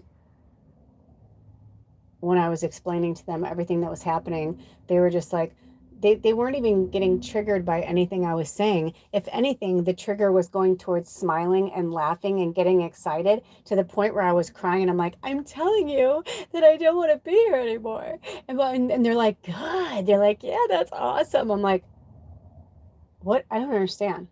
They're like, you don't want to unlive yourself. I guess there's like all these algorithms now that, you know, it's keywords. In some ways I understand, in other ways it's like I'm explaining a situation. But you get what I'm saying, right? What they were saying was that that part of me had to die because it didn't belong to me. It wasn't my identity. It was an identity that was co-created by myself and every soul that ever crossed my path. And my identity would shift and change to appease and please usually everybody but myself. I only took care of myself in the shadows and the darkness by myself. But I also beat the shit out of myself there. I'd get so drunk and stoned and I would tell myself I'm not going to eat certain foods or I'm not going to do this or that. And then I'd have a bad day and I'd say, well, I deserve it. I deserve it. I had a horrible day. I deserve to drink that whole bottle of wine. I deserve to have that steak. I deserve to have that chocolate. My body doesn't like it. My body doesn't want it. I'll probably throw it up, but I don't care. I want it. I know I shouldn't roll another cigarette, but I'm going to have one anyway. I shouldn't smoke another joint, but I'm going to have it anyway. Or being so fucked up that because I lived in a city and could buy alcohol till very late in the wee hours of the morning, night, oh, it's 1 o'clock in the morning. Do I need another bottle of wine? No, I don't. But can I go get it? Because it's literally around the corner from my apartment. Yep. And so I would. Most of the time I'd have like one more glass. I was like, I just need to have like one more glass, because I was that person that would like drink and eat and smoke all at the same time. Like I would take breaks and like have a glass of wine and smoke a cigarette for a little while and watch a movie, and then I'd like eat something and watch a movie, then I'd have some more, or I'd keep drinking and smoking weed. But either way, I was my own best friend because I couldn't be in a bar, I couldn't be around people, I didn't know how to be around people. I didn't know how to quiet the voices in my head when I was around people. But if I got really fucked up in a club and was like, doom, doom, doom, it's like I would just dance and have fun and just forget, and kept pushing all that aside until I was faced with myself, until I had to look at myself, really look at myself, until I had to say, I don't want this anymore. I don't want to be this person anymore. I don't want to do this thing anymore. Something has to change. And I took off little bites every day. And it has taken me years. And I still, right now, as I'm talking to you, I'm going through another metamorphosis as I'm coming back into myself, into my red. But it's not the same self. I'm not the same self because I'm not the same person. I know different things. You're not who you think they told you to be. Now, there may be parts of you still in there, but that's the thing. You have to decipher what are the parts of you that need to stay, and what are the parts of you that need to leave now, and that you need to work on it every single day. Okay? So this says, as we develop spiritually, we go up energetically through the dimensions, becoming more aware of the different levels. Our spiritual connectedness increases the higher we ascend the dimension scale. In reality, we don't go up anywhere, but our energetic vibration, spiritual senses, and awareness heighten, becoming more highly tuned in as we become more spiritually adept. Dragons tend to work in different dimensions according to their group or clan. We will meet the clans in more depth in due course, but here is a brief taster. The first wave of dragons I met I know as the Earth Walk clan. They are able to walk in the third and fourth dimensions, yet they originate from the fifth dimension. When I first encountered them, I found them so powerful that they knocked my energy sideways and I could be left feeling woozy and off kilter, sometimes for a couple of days when I spent a lot of time in their presence. Next, I met the galactic dragons. They are multidimensional and can move swiftly upward from our third dimension. They have no limits that I am aware of, as their name implies. They have the ability to travel across other galaxies, as well as through vast expanses of the universe and throughout the dimensions, at will. They are highly evolved beings of light. Then came the Grandmaster Dragons. These imposing dragons are highly evolved spiritual beings with a human counterpart who is likely to have been exceptionally spiritually evolved when living on Earth. Some have angelic counterparts instead. Grandmasters are able to come down to the fifth dimension, but energetically they are seventh dimensional and above. To connect with their energies, we need to be able to raise our vibration to meet and work with them. They are highly skilled, enlightened beings, and in many ways, they are the spiritual teachers of the deck. And then I finally met the guardian dragons. These dragons range anywhere from the fifth dimension right up to the 12th dimensions. Their unusual characteristic is that each has a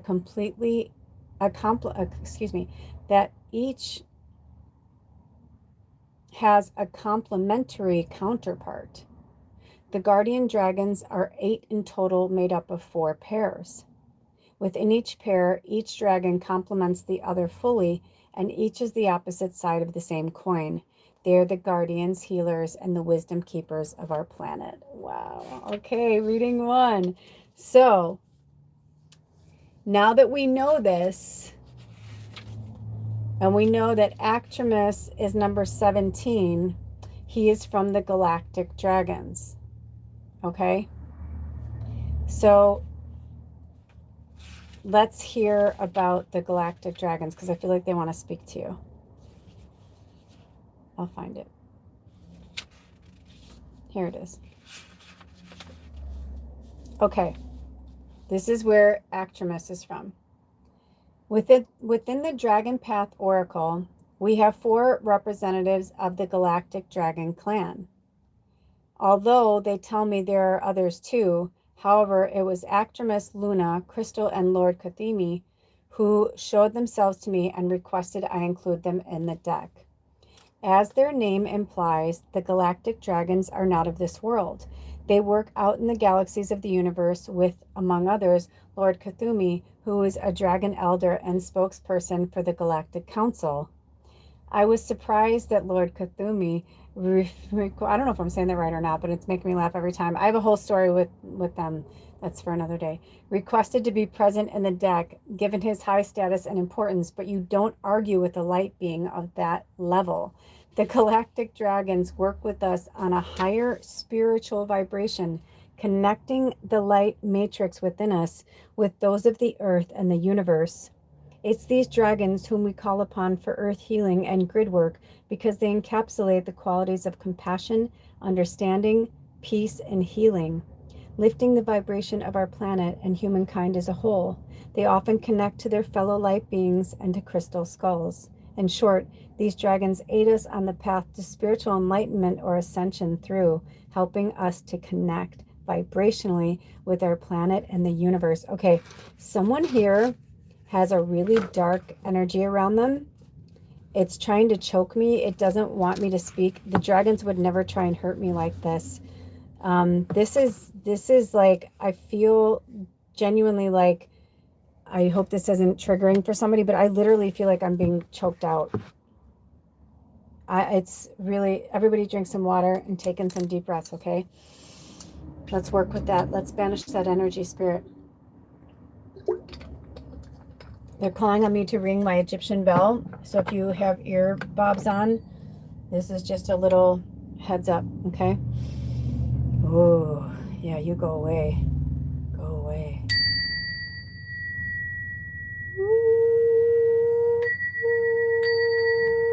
It's that frequency that I feel like you guys need to hear right now. So if you want to try and align with it, try and let it vibrate through your body. Also, I'm hearing like Om, but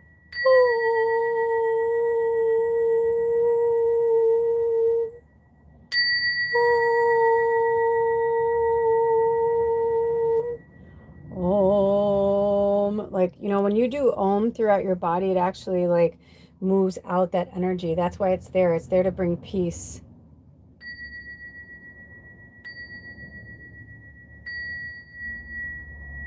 Okay. Let's let go of that. Let's let go of that.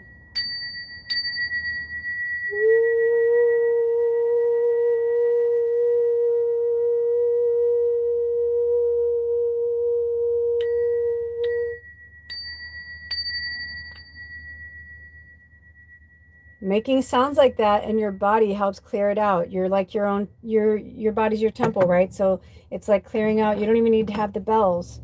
Just, you know, and you don't have to be the best singer. It's just about breaking up the energy.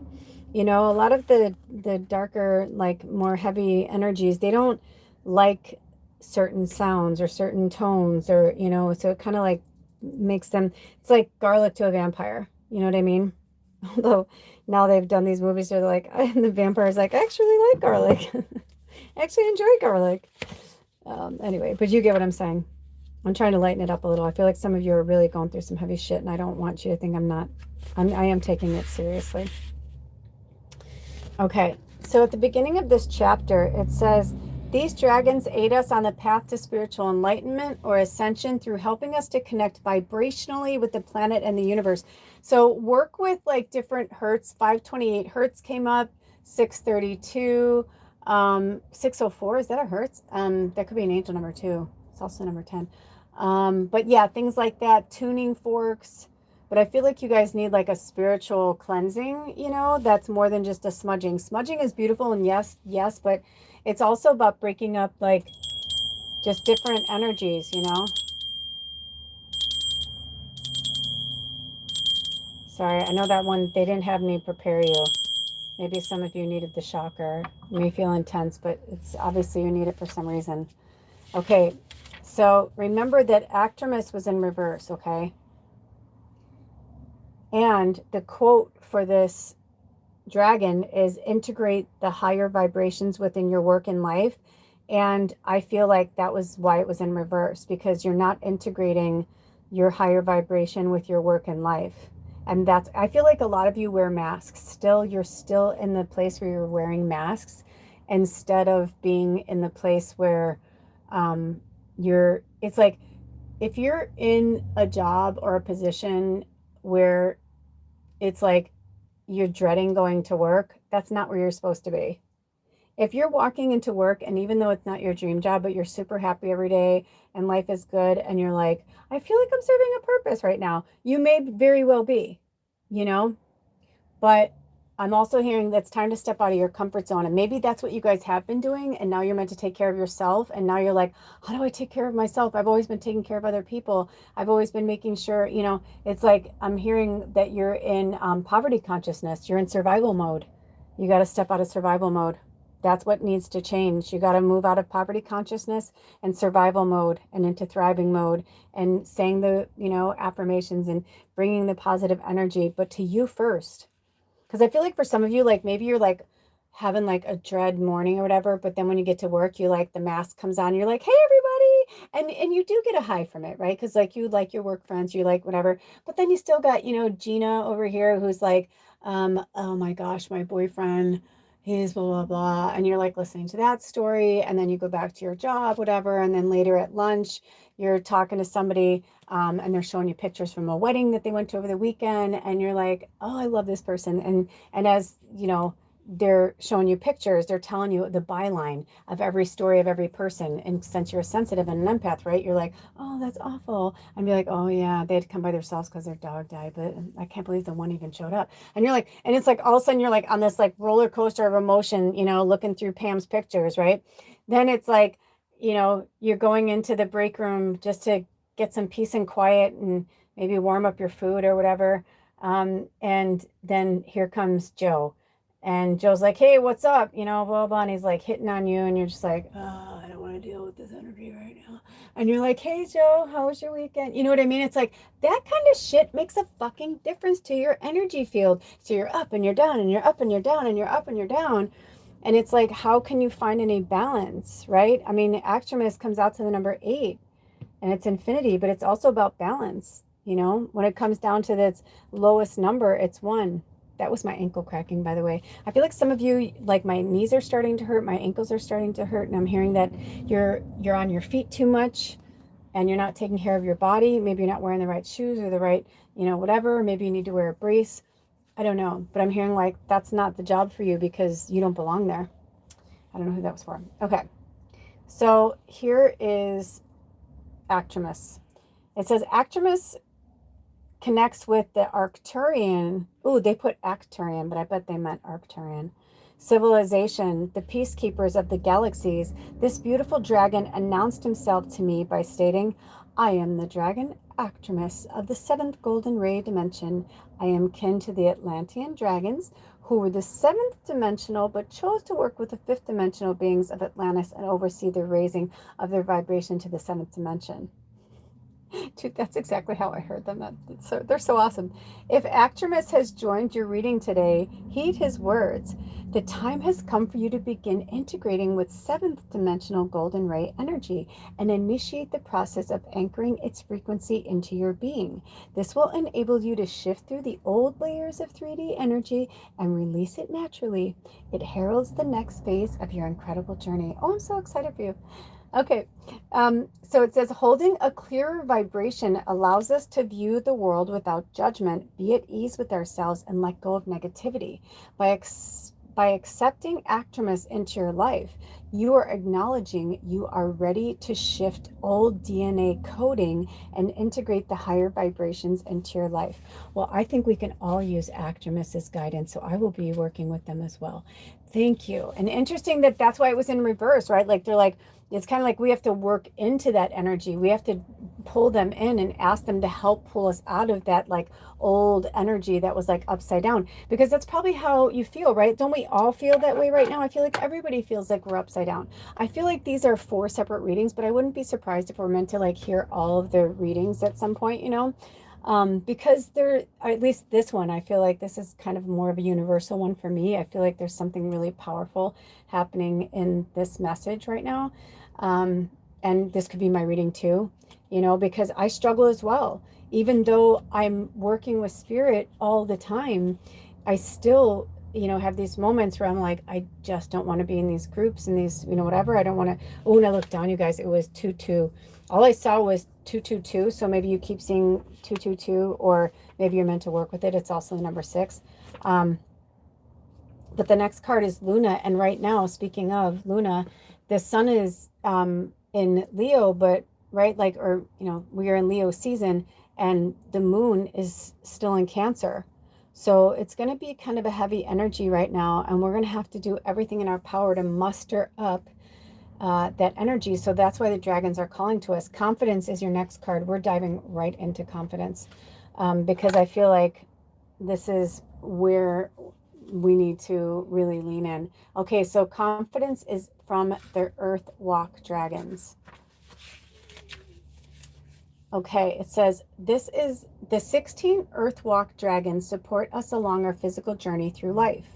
Each dragon in this clan has the nobility of an old war horse, big in heart, kind of eye, huge in power, yet quiet and brave. This description applies to all dragons, but in particular to the Earthwalk dragons. They are the largest clan within the deck. The Earthwalk clan will often represent the action we need to take within our physical reality. This may be in the area of personal growth, healing, exploring our potential, or simply accepting that we are all a work in progress, learning, exploring, healing, and developing. But we wouldn't be complete without our spiritual aspect. So they also empower us to seek our spiritual path, to follow our hearts, and be open to the possibilities of the universe.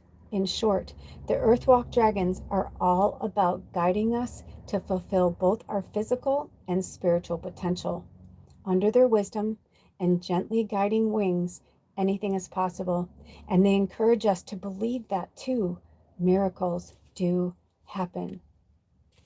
So this is the fake it till you make it, right? Like confidence is saying, you got this. And when you're feeling like you don't got it, you still got to fake it until you make it.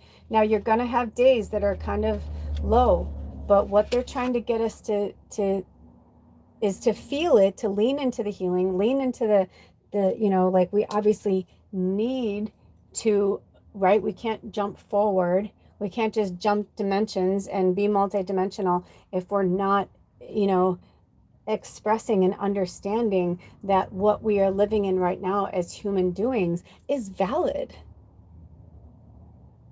You know, we're in school. Think of these dragons as our professors. And we are all on this earth training ground. Oh my God, like that. I'm not trying to be mean, but where do you think that comes from? Meaning, like, why does somebody have a loud car and drive like an ass? You know, these disruptive energies. Look at that. See, I'm on a freeway right now. it's summertime, and it's like not my favorite thing to live here at this time, because we get people that are from all over. And I know this may sound peculiar, but if you get it, you get it. I have been in this spot for so long now, it's been a year and a half, that I can tell when people live here. I can tell by the energy when they're driving, if they're locals or if they're on vacation, and not just because they're speeding. But lately, we've had a lot of people who are not from here. And it's been more than I remember. And just doing really crappy things where it's like, you know what? You don't go to someone's house and instead of using their bathroom, go and take a shit on their living room floor. You just wouldn't do that. It's inappropriate. It's messed up. It's like, why would you do that? So I had an incident recently where on the property that I'm the caretaker, because the property is so large, there's one part of the property that back ends to a business. And long story short, even though we've put up barriers, concrete barriers, cones, whatever, if people want to park there, because the traffic, it's off the freeway and there's not a lot of places to stop, and it's like, one of those places that it's become like a historic thing, so people like they're like, oh cool, like I want to take a picture there. Or some people don't even eat there, they just want to take a picture, because it's like it's got vintage stuff, and they just move the cones. They don't care. They just park there. And they back up all on our grass or whatever. And it's like, what is wrong with people? Like, I don't know when. It's like, where does that come from? That you're so entitled. Like, they have no idea. Like, maybe we're growing something in there. Maybe, whatever. It's like, and either way, there's literally signs everywhere that says no parking, trespassing, blah, blah, blah. We have like cameras. They do not care. There are some people on this planet right now that have such strong entitlement, and those are the energies that are pushing us back into the comfort zone, because people don't want to set their boundaries. People don't want to speak their truth. And I'm feeling for you guys, like, Spirit is saying you have to find that confidence within you to speak your truth, even when it's unpopular. I recently had a situation like that where you could tell they were a bunch of people together. They were out of state plates, and they were super fancy, high end, like RVs. And I went over to the restaurant. I didn't give a shit. I had no shoes on. I didn't care. I walked over there and I was just like, I'm like, excuse me. I'm like, excuse me, everybody. And I was like, whose, vehicles are those? And nobody's saying anything. Nobody's saying anything. No one's saying anything. Now there's people up at the other side of the restaurant and they're like, giving orders and stuff. So I'm like, okay, well, I'll go over there. So I go over to that area and I said, excuse me. I'm like, whose vehicles are parked over there? And you can just see like people just stopping for a second. And then this one guy looks at me and he goes, yeah, he's like, yeah, that's mine. And he's like, what's the problem? And now I'm not a cop, right? Like, it's really fucking hot. I'm like in a bare there sundress and no shoes on. I'm sure he's like, who and what are you and what's happening? Because he's probably like, doesn't know. Like, he's like, did I run something over today? It's like, yeah, you don't know. Maybe you're on somebody's power lines. But I called him out on his shit. And right in front of me, he lied to his children.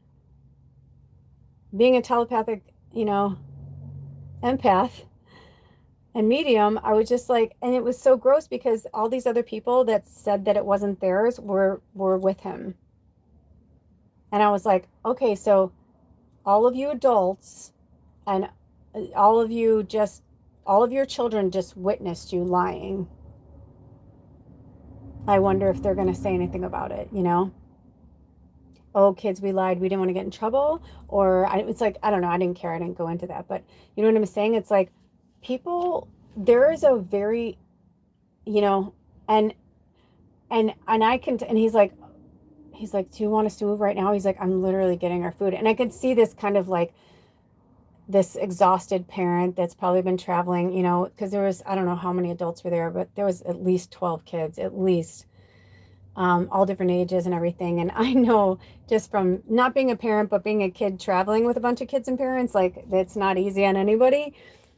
And I said, that's fine. I'm like, but just in the future, he's like, oh, I didn't see any signs. I'm like, you didn't see any signs. I'm like, okay, well, you would have to actually move those things for you to park there because they weren't run over. So, you know what I mean? I was just like, oh my gosh, it's like, these are grown-ups, these are adults not taking responsibility, not, you know, and then he's like, oh, please let us just eat here. It's like, he didn't want to get in trouble. And I was like, well, you know what? You can't just take your money, and you could just tell by the way they were all dressed and everything. I mean, you could just tell these are very wealthy people and they're going to do what they want to do, right? Because they're just like, I'll get out of it. I'll get out of it. Early in the group meeting, I was talking about how the sitting American president, you know, was found guilty and had to pay money to this woman that he did these horrible things to. And now now finally, after years, the judge is like forcing him to pay her. And now he has to pay her. And now he's suing her to get his money back. It's like, you fucking creepy creeper. Like, you do these horrible things to her. She wins. You don't pay her. She doesn't get the money, and then she finally gets the money, and then you're going to try and sue her. Like, you're just gross. Like, that's what I'm saying. It's like there's so much grossness happening on so many levels right now. So this is the time where we have to get the strongest we've ever been within our minds and our bodies and our souls, to have the confidence to stand up to things that are wrong, to stand up for things that are happening. You know, are you the person that someone is getting bullied and you just sit there and do nothing, or do you say something? Because the sitting there doing nothing is over. Drink some water. I don't know what confidence is going to say, but I feel like I went from actress that was like, so blah, blah, blah, blah, blah, and they're like, whatever, to like this kind of like strong. So let's hear what confidence has to say. My, oh my. By the way, confidence, their mantra is trust yourself, your inner wisdom, and your intuition. It says, call upon this dragon when your confidence has taken a knock, or when you feel you are unable to trust your own judgment. There you go. He gives you the hope and courage you need to carry on. He encourages you to dig deep and take the next step, and he will be beside you all the way, supporting you as you go. Confidence, I keep wanting to say courage. Confidence has beautiful dragon energy you can call upon in times of personal crisis and need. Confidence is an awesome dragon to work with, but be warned, he can also be forthright. He says, you can't sit there wallowing. Yes, that's exactly how I feel. This is the dragon. This is awesome. Oh my gosh. I mean, I know I'm channeling, but even sometimes for me, it's like, oh, that makes sense, because I feel like I've shifted gears so fast. I love it. I love being a medium. Okay. He says, you can't sit there just wallowing in self-pity. You have a job to do, so get on with it. He continues and says, you have many talents to draw upon and use. Yes, you have taken a few knocks and bruises along the way, but that is life. Your infinite abilities are yet to be explored and uncovered. Your task now is to trust yourself, your inner wisdom, and your intuition. Follow your feelings and listen to your inner guidance. This might well be scary, and you will be taking yourself out of your comfort zone, but playing safe doesn't aid your personal or spiritual growth. And didn't we say that earlier? You got to step out of your comfort zone, reading one. Okay, this is for all of us. If you have no idea what course of action to take, ask for confidence's guidance. But remember, he is not in any way soft or fluffy. He will tell or show you what you need to know bluntly and put things in your path that you need to understand. I said at the beginning of this, I said at the intro of this, that there were going to be some dragons in here, that it said, if you are not ready to hear this, then you should not be here right now, because it's okay. You might be in a really vulnerable state, but at the same time, confidence is also here as your biggest fan. That's like, you know, I know I'm being tough on you, right? It's like confidence is basically tough love. That's what he's saying. Okay. So he's saying, confidence will tell or show you what you need to know bluntly and put things in your path that you need to understand. Look for the lessons, and from there you will begin to develop exponentially, both spiritually and personally. You will find your way under his compassionate guidance. Part of what confidence teaches us is that we are responsible for our own experiences, however painful or joyous. We need to learn to live, love, forgive, heal, and move on. He is probably one of the toughest dragons I have ever encountered, yet he's also so gentle and caring. Tough love, I think it's called. Exactly. Although he's straight talking, he does have huge compassion for us human doings. Bear that in mind if you get a telling off from him, dragon style. So they're saying work with activeness and work with confidence. Get it? But it's saying like you can work with activeness with confidence, but work with confidence, get it? It's like the double-edged sword too, right? Magic and manifestation is the next one, and I feel like that is the key for you to getting out of this human doings rut of the third dimensional energy. Yes, it's an experience, but it's so multi-layered. We are multi-layered. We are multi-dimensional. I've been having all of these experiences lately. I had someone recently who was like, you look familiar. Why do I know you? I know you from somewhere. And I'm like, I get that all the time. I'm like, yeah, because I feel like, especially as light workers, when we come across another light worker, and definitely for the light workers who are just waking up or they're not woken, and then like they meet me and they're like, why am I drawn to you? Like, why do I want to talk to you? Like, what is going on? Like, why do I feel this? I don't even know you. And I'm like, you don't know me, but you know me, and that's the thing that is a little unsettling to people right now, is we are shifting through these different timelines and dimensions. And I believe that the seventh dimension is, when that was coming through, I feel like we've been talking about the fifth dimension forever, and that the fourth dimension is like the in between. But I think that they are just layers of the same onion, of the same lotus flower. Like it's like we're one in the same. It's not about being above and below, although I know that the consciousness levels, it seems, are related and connected to the dimensional lines. I understand that, but at the same time, I don't know. I feel like there's a lot more to go into it. I don't know. I'm going into the philosopher. I feel like I'm going into because yeah, there's a lot. All right, let me sit with spirit for a second and see if there's any more. I don't know who's tired. Is somebody getting ready to go to bed? I'm feeling really sleepy all of a sudden. Okay. I don't believe there's any more messages. I think we're done. Are there any more messages for reading one at this time? Nope, those are your messages, reading one. That was a beautiful reading, and thank you. And don't forget to thank your guides, and especially the dragons and everybody. Thank everybody for being here with you today, your higher self and the ancestors, everybody, the creator, the angels. Honestly, out of nowhere, I feel like I need to go to sleep. That's so funny. Okay, so go to sleep, whoever you are. Night night, sweet dreams. I'm curious to know what you're going to dream about, because, that's kind of interesting. But yeah, I love you. Spirit loves you. Until next time, take good care of yourselves and each other. All of my information is in the description box if you'd like to work with me personally, or if you'd like to contribute in any way to this channel. Thank you so much. I'll see you next time. Blessed be. Aho. Bye.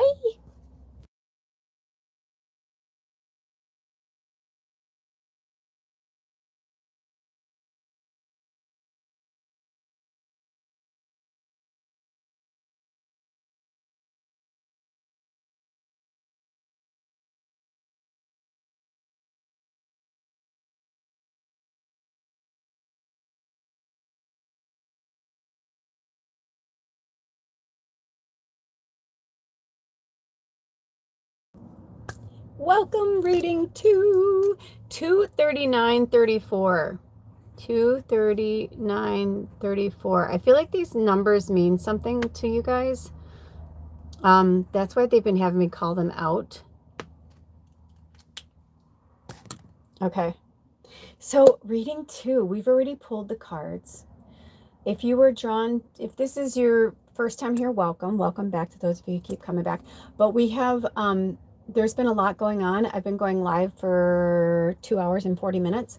And so we had a group reading from the dragons, and then I took a break, and then I did a reading intro right now, obviously I'm going live, but eventually you will be watching this when it's been already recorded, uploaded, and all that good stuff. But right now there's no timestamps or anything like that, but we are on reading 2. And so we pulled cards from the Dragon Path Oracle deck at the group reading at the beginning, and then before the intro, Spirit had me pull the cards before I came back online with you guys, and then we did the intro, and then we did reading 1. Reading 1 felt like it, in some parts, it definitely felt like it wasn't for everybody, but then there were definitely parts where I felt like it was for everybody. So use your discernment. If you're drawn to reading 1, go check it out. If not, no worries. We will move forward with yours. Okay, so you chose which dragon wants to speak with you. Oh, number 23, Platinum. I love this card because it's the only dragon that has the chakras on it. So I'm curious to see. And I wasn't sure like how these readings were going to come in. But I got the vibe that these are messages from the dragons of things that you need to change right now.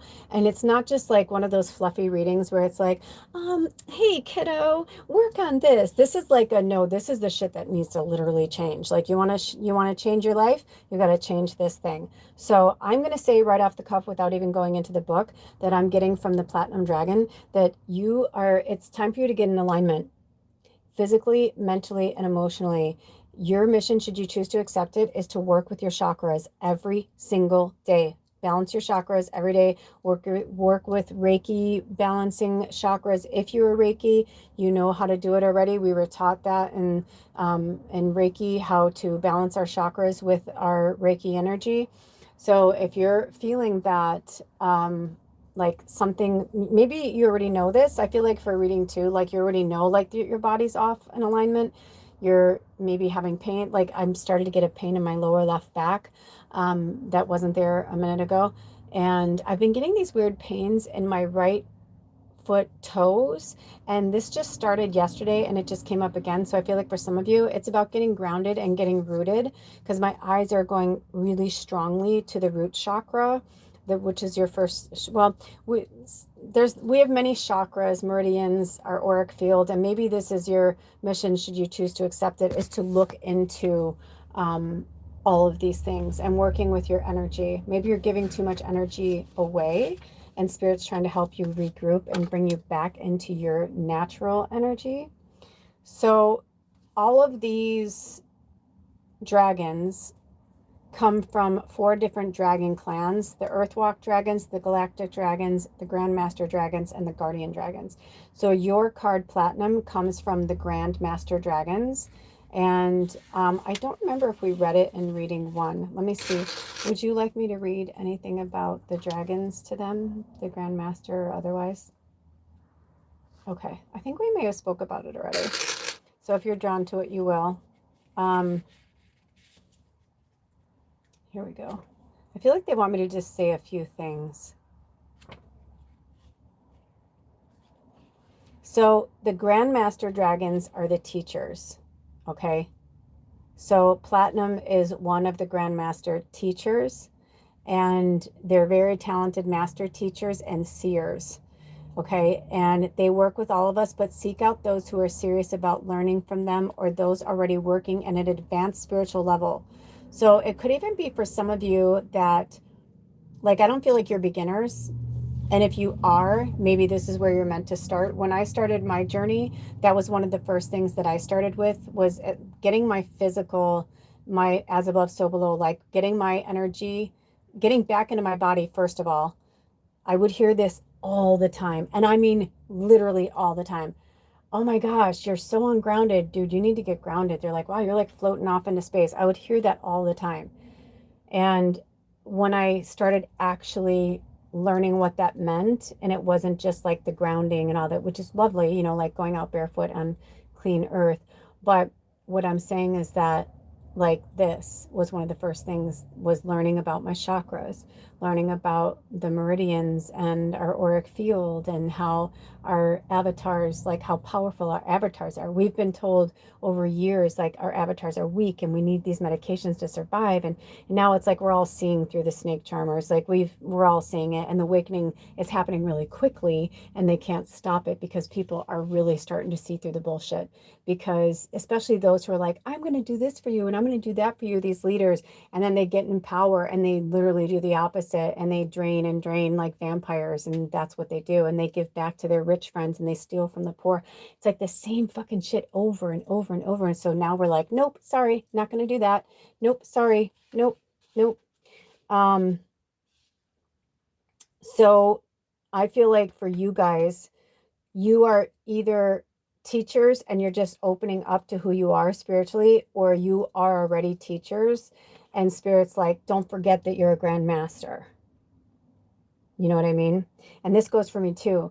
I go through these bouts where it's like I'm meditating every day, I'm balancing my chakras, I'm reikiing myself, I feel good, all is well. And then I start to get a little lazy, or I take a day or two off. And then next thing I know, I'm feeling off kilter again. But right now, the energy is so aggressive that I feel like they're trying to tell all of us that we really need to do these things every single day, at least once in the morning and once at night, to recalibrate.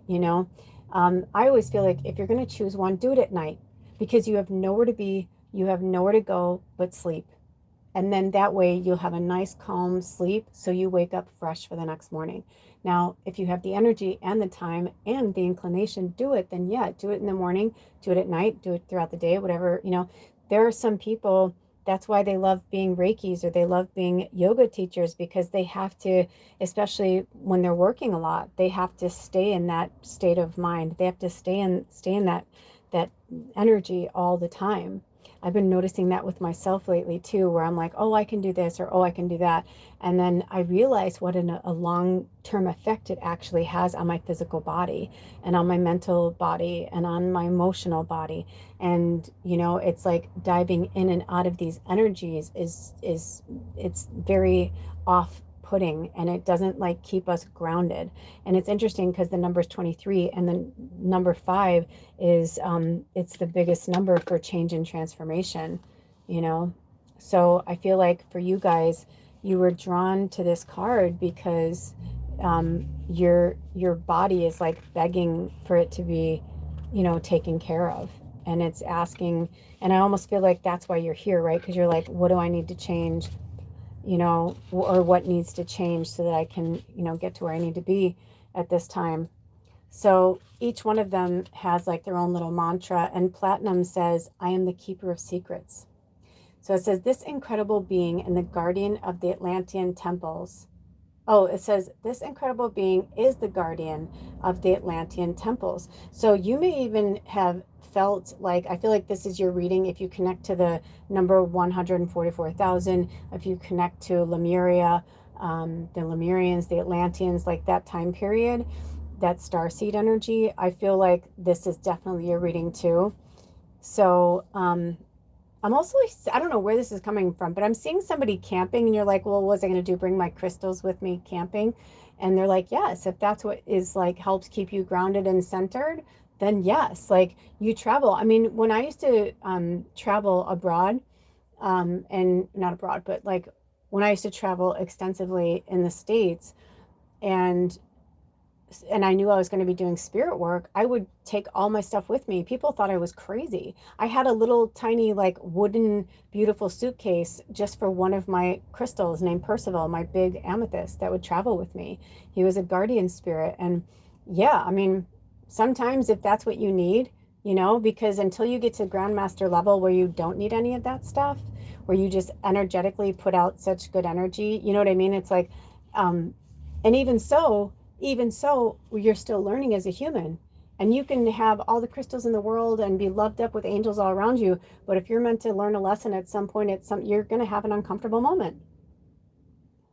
You may have a flat tire, and then you're like sitting waiting for this. But while you're sitting there waiting, you meet all these people, you change their lives, they change your life. But that was the only place that you can intersect, because your lives and your friendships and your people wouldn't intersect otherwise. We are all really just walking each other home back to ourselves. We are one. We are not separate from each other. And that's what they want you to remember, is that you're not separate. Oh, I just got the chills all over my body. Wow. This is so beautiful. Okay, so it says, Platinum connects to Saint Germain and is the historian and record keeper of all events during the Atlantean era. He can take you to and bestow upon you the magic encompassed in that time. Here is Platinum's message. I am the keeper of secrets, which are as old as the universe itself. I am here to impart this ancient knowledge to you for yourself and others. This wisdom has been hidden for eons and forgotten by many. Oh, that was weird. My glasses flew off. Now is the time for these memories to resurface and for you to acquire ancient knowledge. Like many things, these secrets have been hidden in plain view. All you need to do is ask to be reconnected to them. So this says, during meditation, Platinum will show you what to learn and recall, bring you into full alignment with new chakra energy, and guide you through the chakra color system. He will make you aware of your healing potential and connect with your abilities deeply, enabling you to clear the lower vibrations from your physical and spiritual bodies, paving the way for you to become a truly awesome spiritual warrior. But I also heard warrior, leader, like, whatever languaging feels good to you. Some people feel like the word warrior feels aggressive, but it's a word explaining an energy. But I just got the chills, you guys. So that's what I felt too. Like, I feel like some of you may just be waking up, but you're going to wake, oh, listen to that traffic, but you're going to wake up fast. Some people, Spirit has been telling me this for years. They said, some of you were meant to, we've all been waking up at different times, right? Like every human that's alive, from just being born to the oldest person on the planet, we have all been put in different places on the planet and different, ages, families, cultures, whatever. We're like push pins on this planet, right? Like if Earth was a map, right? And you had little push pins on it, you'd be able to see all the 144,000. I feel like you guys know this, you feel this. And you may be drawn, if you're drawn to reading one, I would go check it out, because Actimus, I feel like Actimus just came through and he was the first dragon. Oh yeah, I feel like some of you definitely need to go watch reading 2 when you're ready, because there's some tough love in there from Confidence, the dragon.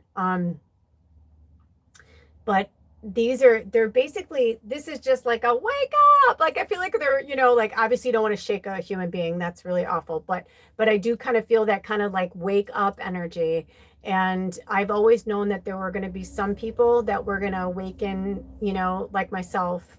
I've always known, but then I like went too deep into the matrix, and then I got pulled out in my 40s, right before it was almost like too late. You know what I mean? But it was never too late.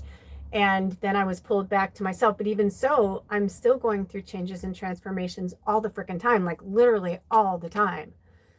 So I know we're all going through this right now, and it's physical, it's on all levels and multidimensional energies. So it feels confusing, it feels overwhelming. That's why they want you to get calm and just get centered, because the only thing that is bringing that is the fear is like, am I going to be at the right place at the right time? Should I be with that person? And Spirit's like, but we don't need to know everything all at once all the time. That's just a bad bill of goods that was sold to us, that like we could, Cher used to say, if it came in a good body, everybody would have it, like we would just drink it and we'd be like, oh cool, look at, we all have a perfect, beautiful body. We can eat whatever we want and do whatever we want. It's like, that's not the way it works. You have to actually work at it. And I know you want to run away, but Spirit's saying, no, you really have to work at it. It has to be a physical thing every single day. This is literally a message to all of us. Like I said, I felt like there was going to be common threads through all of this, but I feel like some people can't watch it all at once. They have to just take a little bite off at a time, and that's okay. Like when this is over, I'll be, tired, down for the count, but I'll have time to rest and relax. I've got my good foods, and, I'll take a nap if I need to. Recently this week, I just allowed myself to take a nap. I got really injured and I had a rough day, and it was really fucking hot, and I just laid there I didn't watch anything. I didn't look at anything. I just laid there. I looked outside a little bit, but it was so hot I had to like have all my drapes and everything up because I don't have air conditioning. And by the way, what they call the poor man's air conditioner really works, where you take, only do it if you have a safe. Like I have like kind of like a cheapy plastic fan, like one of those box fans, but it's like the plastic version. And I set it up in the middle of my tiny home, and I got a dish rag, like a nice big one, and it was clean. I got a clean big dish rag, and I just soaked it in cold water till it was almost dripping. But you don't want it dripping because, right, you're dealing with electronics. You don't want to get electrocuted or anything. But you lay it over, like, I don't want to tell you because all fans are different. So research it. Research the poor man's air conditioning. Because I don't want somebody to put it in there and then it gets stuck in their fan and something happens and they blame me for it. But anyway, in my experience, I put it over the box fan, which makes more sense because it's like, it's not going to really get in there. There's like the little openings are so small that the towel can't get in there. But it really made a difference because I was pulling in the cold air from my one window that wasn't in the sun and pushing it through. And so when it's wet, it comes out cold. It really worked. So I highly recommend that for anybody who's, going through the heat wave still. Ours are coming and going, thank goddess. I don't know about you guys, but ours are coming and going. It's like some are longer spurts than others, but this last one was not too bad, thank goddess. And then it kind of rained after. So even though it was a little humid, I was like, welcomed it, Anyway, I don't know why we're talking about weather, but I feel like maybe this is you guys because you're running away. You want to avoid things. You want to avoid the conversation. You want to avoid the changing. You want to avoid doing the work. And most of it I'm hearing is for some of you, it's because you've gotten really lazy in terms of like and this is just an example. I'm not saying this is you guys, but let's just say this is what they're giving me. Like in the morning, you get up, you do what you do in your morning stuff. And then on your way to work, you get a coffee and a bagel. So you're not making your coffee, you're not making your food. You go and get that. And you're like, that's my treat. That's my breakfast. That's how much I spend on myself. And they're like, okay, well, how much do you spend on yourself? Not saying that you're not worth it, but they're saying like, I feel like for some of you, you're saying, I don't have money for this, but you have money for that. So they're saying, put your money where your mouth is, literally. Like, put your money into your health, put your money into your well-being. Go to the store, look at the ingredients, and find a good bread or bagel that you can have at home.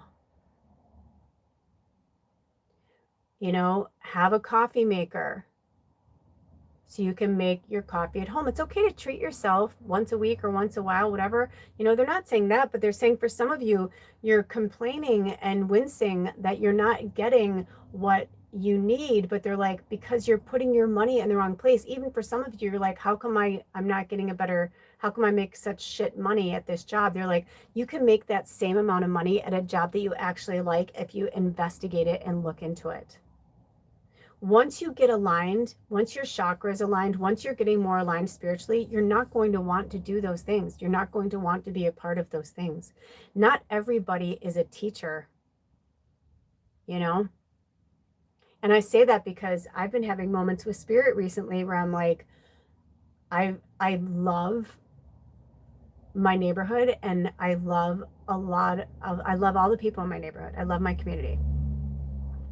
But I'm really watching like where they're all struggling, and they're all beautiful souls and they are all loving beings, but they're really struggling. And the other day I said to Spirit, I'm like, why am I here? I'm like, seriously, why am I here? They're like, because all of these people need your guidance right now. They're like, you are in a place that you are supposed to be, whether you like it or not. So I'm in a teaching role right now. Next stop, Awesomeville. But right now, I'm in a teaching mode. And while I'm here, I'm also teaching and learning myself and helping myself. When I do these readings, they're just as much for me as they are for you. I knew I needed a pick-me-up today. I felt it. So lean into the energy that is present before you. Stepping out of our comfort zone is a big one. It keeps coming through. Okay, Spirit, do we have any more messages for reading 2? That rhymed.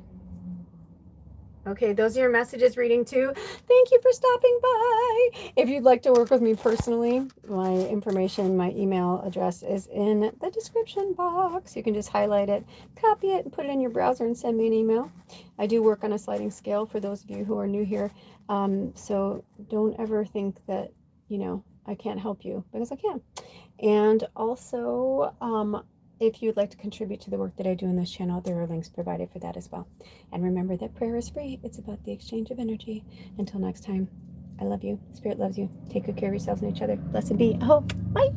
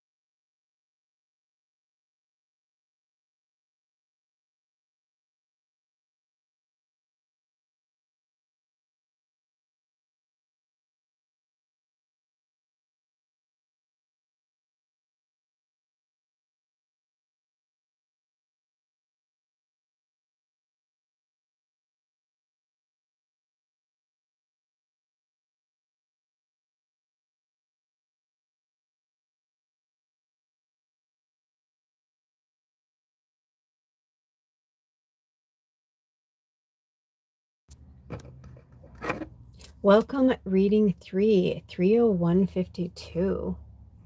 30152. They've been having me say these numbers back to you guys, so I feel like there's some meaning there. Huh. 30152. It also comes out to the number 11. That's oh, no, wait. Yeah. Yeah. It comes out to the number 11. So maybe that means something for you guys. So welcome, reading 3. Welcome, reading 3.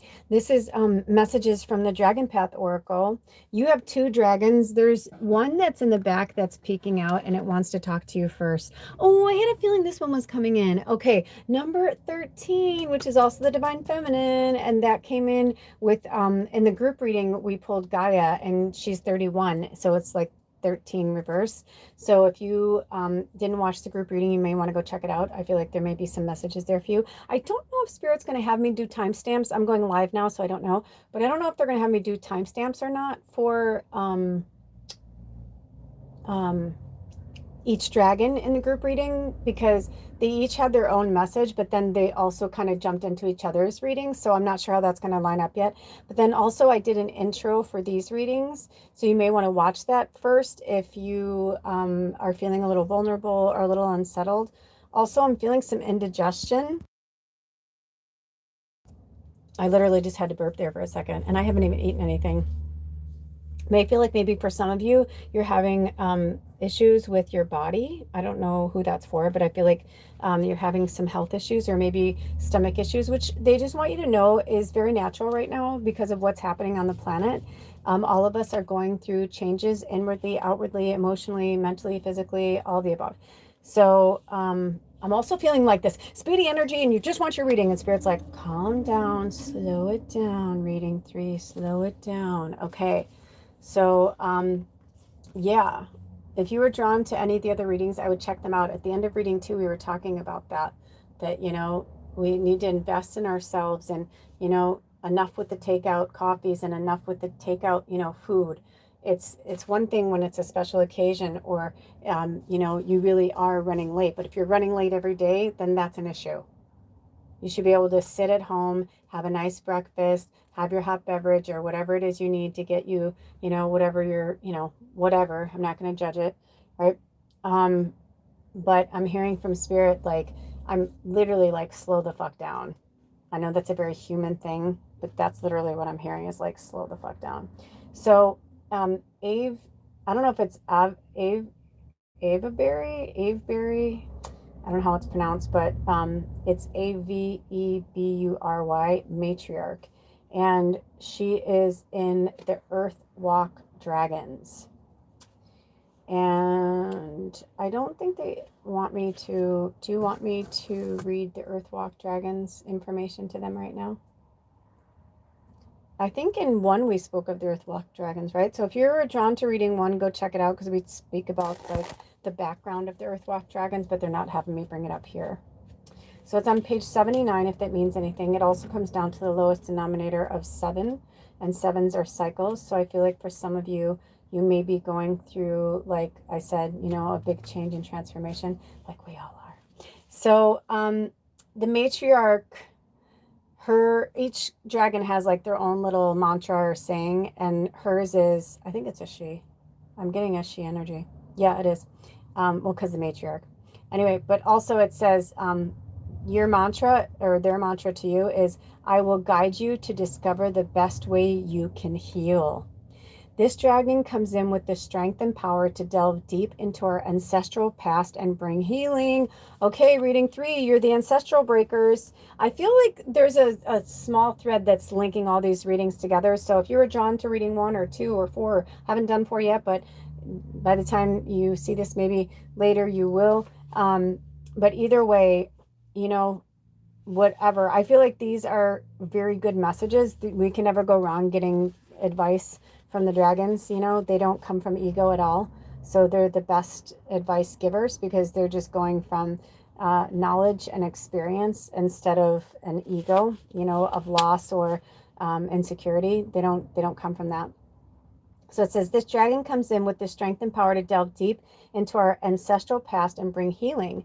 She usually follows the matriarchal line back through the passage of time. So the matriarch is your mother's side and the patriarch is your father's side, okay? So look at what's going on that needs healing. Like, for instance, in my family, my whole family on my mom's, like everything that comes from my mom's side of the family are super witchy, like old, like medicine women, old healers. My dad's side is the same. It's interesting. For me, it comes from both sides, but from a completely different energy. But my mom's side had gone super into the church, super into Christianity, and basically turned away from like everything they ever were. And I can pinpoint that back to when either me, it's like one of those things when I do past life stuff. Sometimes I say, oh no, I can feel it's me. It's like, yes, but then at the same time, I'm wondering if I'm just having an imprinting, you know, and a memory of something that happened to my ancestor. So it feels like me, if that makes any sense. But this vivid memory and this vivid connection of an old past life I have with my ancestral line is that I came from a long line of healers. We were always medicine people. We, you know, we knew how to, like recently I just made a poultice with coconut oil and lavender and yarrow, right? So yarrow was actually Achilles, like they were saying that's how Achilles, you know, got him in the heel, whatever, but they healed him because they put yarrow in his wound and it healed him. So I think I'm saying that right. If I'm wrong, always correct me, please, because I read things and I read a lot of things and sometimes I, you know, gobble up the information quickly and I jumble up which story goes to which. But okay, anyway, I digress. So this energy that I'm feeling from spirit is like, for you guys reading 3, what you need to change or what needs to change is something that happened from your mom's bloodline. So for me, I had come from these long line of healers, right? And then our family had been revered and known and loved for being that, right? It wasn't like the witch thing came when the divine masculine, the patriarchal energy went awry and started to, like, when basically mostly women would tell the men that certain things were wrong, or, you know, whatever, they started calling us witches and said that we were going against God and we were going against the Bible. But we had been around long before the Bible. There is literally like texts from healing and medicine people that dates back 30,000 plus years that you can find and see in museums if they haven't destroyed it by now. But there are some people, you know, that like the Rose Line, right? Like they'll do everything in their power. They will die for it to protect the information for humankind. We spoke about this earlier in the group reading about like Hitler and the sitting American president now. Like they're trying to shift and alter history so that they can come out as favorable. And they're only doing that for pride and ego and control. And so the dragons are here to remind us like that we like where we come from. So in my story, I don't know exactly what happened, but apparently I had done something, or my family had done something where we had put them in their place, and to retaliate against me, they hung my daughters.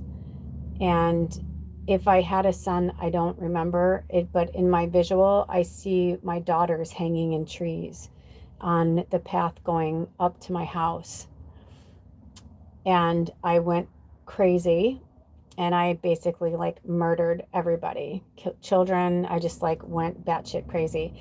And I'm sure they probably ended up killing me, or I killed myself. I don't know what happened, but I get the feeling that, and if it wasn't me, like then I'm living through one of my ancestors that it happened to. And maybe we had some ancestors that lived through it, or were still alive, and because that happened, they turned to the church. Maybe they did it for protection because they didn't want to die. Maybe they did it because they thought they would go crazy one day too, so they really fell into it. But either way, over the generations, my mom's side of the family became Southern Baptist Christians, and they were so judgmental. And so, I mean, I watched one of my family members who was always my champion, who was always in my corner my entire life. I watched her turn on me in a way that I never ever thought would be possible. And I was like, man, you've been spending way too much time with my mom and drinking the fucking Kool-Aid. And I'm like, you know, I even said something like that to her, and she told me to fuck myself and said, no, she's like, you know, I just realized, you know, what you are or something. And I was like, oh my God. And that's when I realized, I was like, that's why I couldn't be with my mom on her deathbed, or be with my family when my mom was dying, because I could no longer like swallow one more ounce of the fakery and the fuckery. And there was no way that I was going to be or feel shamed in any way, shape, or form for being what I was. I'm like, let her die in her little Christian bubble of like whatever. I'm like, let her be with her church people and her family. Let me be that's okay, because someday the other generations will wake up. That's what happens in an ancestral energy. So, you know, that's my story. You have your own story. Everybody has their own story. So that happened somewhere. That juxtaposition of energy had to happen like that. And as horrific and horrible as it was, I mean, I literally could feel the pain and the hatred and the loss of the ancestor that lost her family like that. It's horrific. Oh, when I looked down, it was 313. 13 is the number of the goddess, but it's also the number of the witch, right? They made it unlucky. They made it bad. And there's nothing wrong with us. And then I saw 31344. So in any way, shape, or form, work with those numbers. But there's something to that. And I feel like you guys, this is what needs to change. You are the change breaker in your lineage. If you just keep sitting in your comfort zone and sitting back and watching everybody else do it, no change is going to take place. You're it. Tag, you're it. Like, you're it. You're it. Now, mind you, it's free will. There's always a backup plan, right? But I kind of feel like you're going to do it because you know you need to do it. But you're the one that has to say, if you want to stay in my life, this is me. This is the way I am. If you want to be a part of my story, then you have to be okay with that. This is the way I see it. This is, you know, because I mean, if you told somebody a dragon told me this or that, they'd probably be like, okay, cool, cool. You know, I've been there. I know. But it's real. That is the reality. They don't want you to step out of, like, if you're, it's much easier to stay in the sheeple. And that's okay. Some people will have their human experience that way and they will die that way here. Some may not wake up for another 10 years, 20 years. It's different for everybody. But if you found yourself here, you're a lineage breaker, my friend. And your ancestors are counting on you. And if you haven't already been getting signs, you're going to get a shitload of signs now because you chose this path. It's part of your soul contract. If you want to step out, you can. Something else will happen, you know? But for some of you, it doesn't work that way. You don't get to bow out. Like, that's your soul contract. That's what you're meant to do here. And your life will suck hard balls. I'm sorry. I don't know where that came from. But I feel like that's, you know, like maybe you guys see it in a visual. But seriously, it's just going to not be fun. And they're like, you know, you will finally get to a point where you're like, yeah, I can't, I hate my life. I don't want to, you know, you should be waking up every day saying, I love my life. And I go through it too. And I am's help. I am a beautiful soul. I am loving. I am kindness. I am a millionaire. I am magic. I am spiritual royalty. I am kindness. I am laughter. I'm amazing. I am blessed. I am free. You're free. You're free to move about the cabin as you wish. It's safe. Okay. So she usually follows the matriarchal line back through the passage of time. And this is what Avebury Matriarch has to say. The time has come to release the chains that bind the continued pain from your ancestors, which has been passed down from generation to generation. You do not need to own this, as it is not and never was your pain to bear. She reassures us that it's safe to explore old family hurts and release them to her. If Avebury Matriarch has shown up today in your reading, ask for her wisdom to guide you in the best way to heal the past so you can move forward in your life. She says, I will guide you to discover the best way you can heal and leave the pain of your ancestral past behind. Old family wounds only fester on a deeper level if not acknowledged and released. They serve you no purpose in your journey now. So they say, if she is flown into your awareness today, she wants you to visit an old natural temple, stone circle, or other ancient sacred site and connect to the energy of the land there. She asks you to ground yourself, be still, and ask for her guidance. Due to her connection with the Avebury Henge, she carries an incredibly ancient energy, that of the old ways, the shamanic healing of the ancestors of England. Her wisdom is as ancient as the land itself. Wow, you guys, I got the chills all over my body. I literally was thinking, like, where can I go around here? While I was reading, I was thinking of all, because where I live is a lot of old Native American, like one of the oldest tribes in the United States is from this area where I live. And it's like there's so many places I can go, but there is an old cemetery. It's like one of the first white man cemeteries up here, which is kind of interesting because there was actually a lot of white men who actually came here in peace and really wanted to connect and learn their ways and all that. So there's a lot of things in this area that are not just, you know, sites that are for the native people. It's also a tribute to a lot of, we had Norsemen and Irishmen, and I don't know if there was English, but also witches. We had some of, like, this area that I live in, and there's like this area and some of the islands around here. I'm in the Pacific Northwest and the Olympic Peninsula. But in the Sound, that's, you guys, that's where they filmed Practical Magic 1 and 2. I really wanted to be a part of it. I was like, oh, Spirit, I'm like, please let me be in the movie. Let me be. So I'm praying they'll do like a third one. By then I'm like, I'm going to be in it. I keep putting myself where I'm like, I'm going to be in a Practical Magic movie. Anyway. Oh, that's so weird. I have this whole thing with Stockard Channing and Diane Weiss, but I don't want to say it right now. But if it ever comes to fruition, we'll put a pin in this and I'll bring back this and be like, do you guys remember that time? So that's kind of interesting, but I'm going to just leave that there. That's cool. Okay. So, there is a lot of magic that is coming through here. And I feel like for a lot of you guys, this is the ancestral thing you have to break, right? Like with my family. Just because, you know, and ironically, this is how ironic it is. One of my family members who gave me the most shit about it is the one that gave me this plaque that from Raul Dahl. I think that's, I don't know if I'm saying it right, but his quote is, those who don't believe in the magic will never find it. And I was like, you give me this plaque. I'm like, do you even understand what that means? It's like, she's like, I felt like I was supposed to give that to you. I'm like, yeah. I'm like, I come from like a long line of witches, all of these powerful witchy. That's why I had such a hard time leaving my family, because we were like almost all like under each other's spells and manipulations and narcissism, and it was just like a lot of control. And I mean, now looking back on it, I just see how much it was like played out, you know, through my ancestors that I knew that were alive and are deceased now. Like they've been showing me so much. And I knew, I always said, I'm like, when my mom dies, I feel like everything's going to make sense.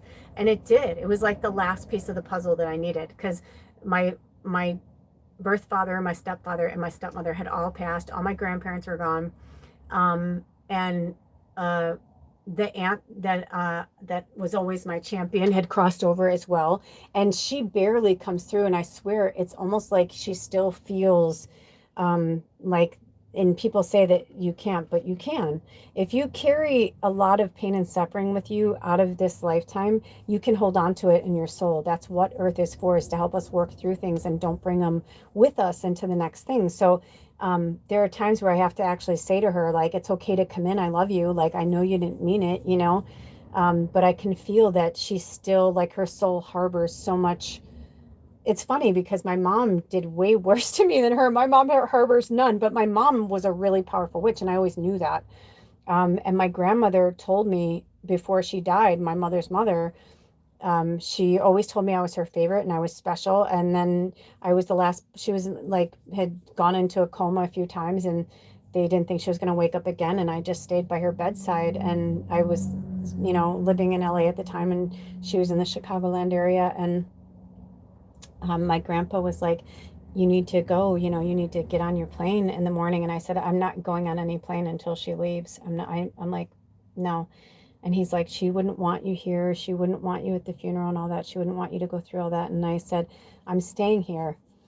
So right before, like, I was arguing with my grandpa about staying, my grandmother woke up, and she told me like everything, how special I was, that there was nothing wrong with me, and that I was going to change the world, and don't give up and keep going, and all this. And it was really profound. It changed me forever. So to have her daughter, my mother, you know, say things to me like I'm a demon and that my gifts come from the devil and all that, I'm like, no, that's because your book said that. And whenever I'd say things like, grandma, blah, blah, blah, she's like, your grandmother was a bigger, as you call it, Bible beater than me. And I said, yeah, exactly. And at her deathbed, when she was like close to, you know, she realized like that, you know, because even though my grandma was that, she still was super open and loving. She didn't push things on people. She might look at you sideways, but she wouldn't, you know, and she may speak her piece, but my grandma didn't love me any less because I was against Christianity. You know what I mean? And there's something about that. There's something really powerful about that. I just saw 353, so work with angel number 353. Which is also the number 11, right? Because my grandma's angel part of her woke up, like the part that wasn't, you know, influenced by people telling her she was crazy and putting her on medication because there was something wrong with her. There wasn't anything wrong with her. My grandmother was a prolific medium. She just didn't know. She didn't understand. So for generations and generations and generations, my family fed into the, you know, the bullshit. And I was the one like saying no, especially when I would tell them that I work with Jesus and that I'm, you know, it was like blasphemous for me to say that I, you know, would ever even consider myself an earth angel. Even when I said to my mom, I go, Mom, don't you remember when they ridiculed Jesus? They killed him because he thought he was telling people that he was the, you know, he was, the Jewish people were saying that he wasn't the Messiah. And he was saying that he was the Messiah. I'm like, do you not read your own stuff? Like, it was kind of interesting. I go, but Mom, I said, what if I was Jesus? And my mom just kind of went, oh, phooey. Like, she laughed. And I go, exactly, Mom. I go, exactly. Oh, phooey. Like, so I couldn't be. What if Mary had said that to Jesus? Would she have told him his whole life he was just supposed to be a carpenter and not be a spiritual teacher? You know what I mean? It's all in the way you look at things. So we don't realize how much influence from the time our little eyes open. So we have a lot of shit to unpack and a lot of stuff for us to go through individually. So for you guys, this is for you facing your family, facing your past and saying, do we all have diabetes, or are we just people who over years and years and years ate so poorly that we kept giving each other the same bad blood and bone? And you know what I mean? Of course we get imprinted. Of course we're taking on, that's why sometimes you look more like one parent than another, or you may have one parent's strengths and weaknesses more than the other. It's why some people get creepy about wanting to keep the bloodline strong. It's like, yeah, but how would you ever learn if you're like the best at everything and you're, whatever, you have the most money, it's like, we can see what's happened to the planet when people do everything by money. There's nothing wrong with money. Money is awesome. It's a great tool and a vessel to help us get the things that we need. But we've been told to believe that it's unattainable, that only special elite can have it. And you have to destroy ourselves and others to get it. I mean, it's just this, when does it end? So you guys came here to be leaders. You guys came here to be the ancestral breakers. So you have to stand up to your family now. You have to, when I knew that it was starting to get to the point where I wasn't going to be around my family, was because no matter what they talked about, I always got angry. There was never a time where my family got together and had conversations that I didn't get upset. And sometimes multiple times. If it wasn't racial slurs, it was insinuation of racial slurs, or it was this kind of elitist attitude, or I'm going to be the best of the best, and blah, blah, blah. And I'm like, and to the point where we had people who married into our family who were influencing our family too. I started to look at that too, and I'm like, they have their wounds, they have their shadows and their bullshit. And until everybody looks at themselves, it's like, this is a co-creative collective of a bunch of I don't want to look at this. I don't want to deal with this. I don't, reading 2 the end was about that. So if you have a runner energy, you might want to go check that out, because that was part of the change, having the confidence and the courage to stand up and say no more. The buck really does stop here. We all stop now. Let's not bring that food to the family gatherings anymore. Let's find a way to make grandma's favorite, pecan pie with the healthiest ingredients that we can find from the earth.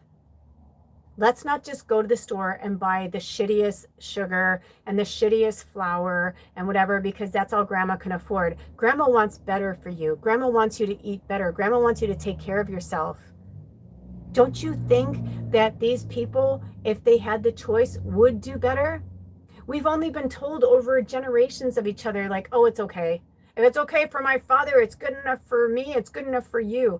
And this just settle, instead of actually growing into and becoming the best version of ourselves, instead of this half-assed version of ourselves that really, when you think about it, makes no sense at all. Okay, all right, I feel like, are we done with that one? Okay, now we're gonna go on to your second card. I told you these were intense messages. The dragons don't mince words or energy, and especially right now, I just heard one of our dragons, and they're so kind and they have no ego. They just said, we just don't have time. They said it just like that. They're like, we just don't have time. They've been coddling us for years. If you found yourself here, you're a powerful light worker and a starseed. You know that. That's what my job is to wake up the light workers and the starseeds and bring you back to you. So, okay. All right. Then your second card is number 22. Was that you that I kept seeing the 222? That might have been reading 2. I don't know. But either way, maybe you're meant to go look at 2. But I've been seeing 222 a lot, and then it came up in, I think, reading 2. So the next dragon is Serene. And not all the dragons have other entities in the card with them, but this one does. So we're going to go straight to it. And Serene is in the Grand Master Dragons. We spoke of that in readings 1 and 2 as well. So they're not having me go in, but you probably can guess from the title that they're from a pretty serious group, the Grand Master Dragons. Because they're the Grand Masters. So Serene has a quote as well, and her quote says, "I am the lapping of waves and the morning sun. Gently flowing water and a warm summer breeze depict this dragon's energy beautifully. Serene connects to the calm and resilient energy of Mother Mary, so you can rest assured that life is going to settle down, especially if it has been rather turbulent of late." Okay, isn't that crazy, you guys? We were just talking about Jesus and Mary. I almost said Mary when I saw the card because she looks like Mary. They're not going to have me show the card right now, but she, like, the way she's dressed and everything, I visually felt Mary, but she also looked like a goddess or an angel energy as well. So that's really interesting. And this could be for some of you. Maybe you are struggling with like the bullshit in your religion. Maybe it is Christianity. I don't know. That's interesting. It's also on page 107. And they're saying like 1 is new beginnings, 0 is infinity, and 7 is chapters. And I feel like you are closing this chapter for your ancestors once and for all. And once you do, and once you face this, you will have that peace. I feel like for some of you, you have been seeking peace. You're looking for money, but you're looking for love in all the wrong places, right? Like if you're seeking in poverty consciousness, you'll only get poverty consciousness back. So it says, Serene says, "I am the lapping of waves and the morning sun. Allow me to wrap you in my blue cloak of tranquility and accept my presence as pure calm settles around you. When your inner perceptions shift, so will your outer world experiences. Remember that the tranquility you seek lies within. The volatile outside scenario is only a mirror of turbulence inside. Call upon me to guide you to that peace of heaven you crave. Observe your life experiences changing as they begin to mirror your inner feelings of serenity." So it says, Serene encourages us to go gently with ourselves. We are quick to nurture others, but often neglect our own needs. We must feed ourselves with that which brings us joy and makes us feel alive.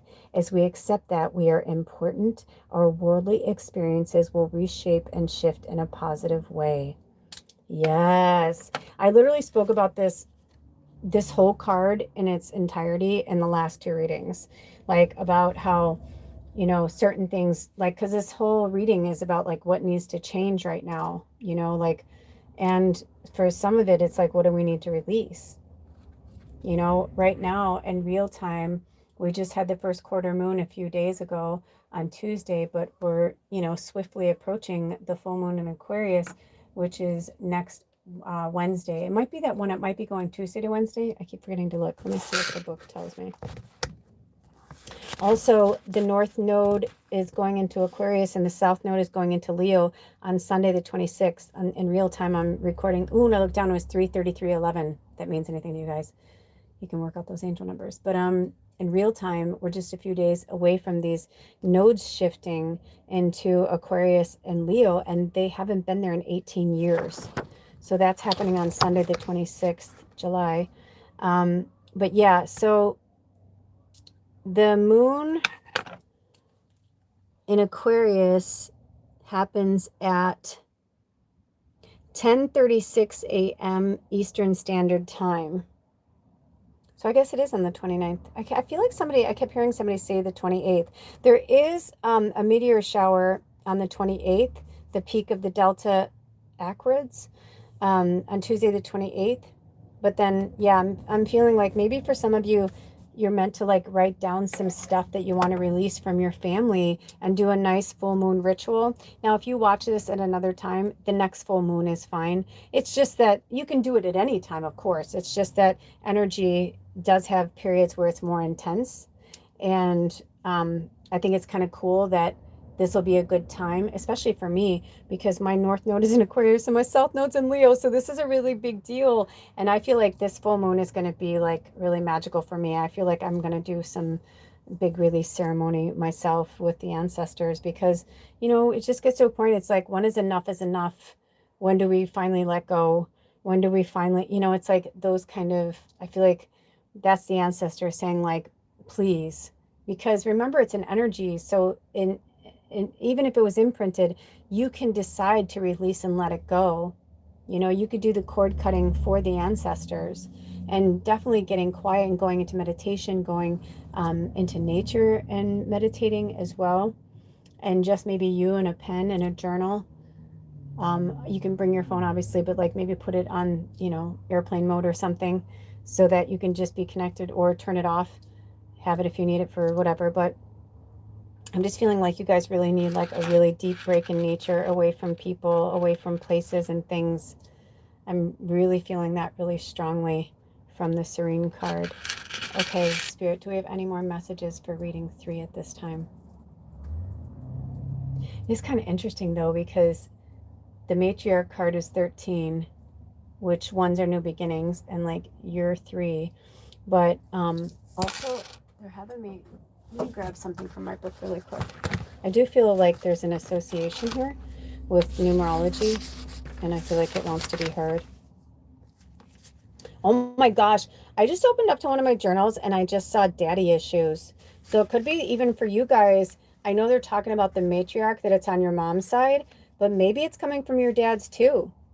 You know, I just said earlier, I have both of my parents were very witchy and have a lot of, you know, so my dad's side was Catholic, but they were like, oh, we're Catholic because we're Catholic. You know what I mean? Like it's not like they went to church all the time, or, you know, I mean, I don't know if he did as a kid, but I'm just saying like my dad didn't care so much about that. Um, and this thing says, daddy issues breed cheating scoundrels, selfish, hateful men.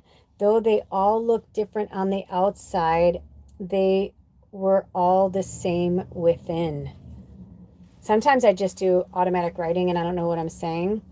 So this says, a muse, a scholar, a professor, and a rock star. So many men left footprints on my heart. It was easy to get lost in the madness, the deeper down through a waking well of sadness. I didn't want to live there in the self-destructive wake, repeating over and over again the same mistakes. I need to set my heart free, allow it to break open and breathe. I'm suffocating once again on your fumes, hating myself again for allowing the abuse.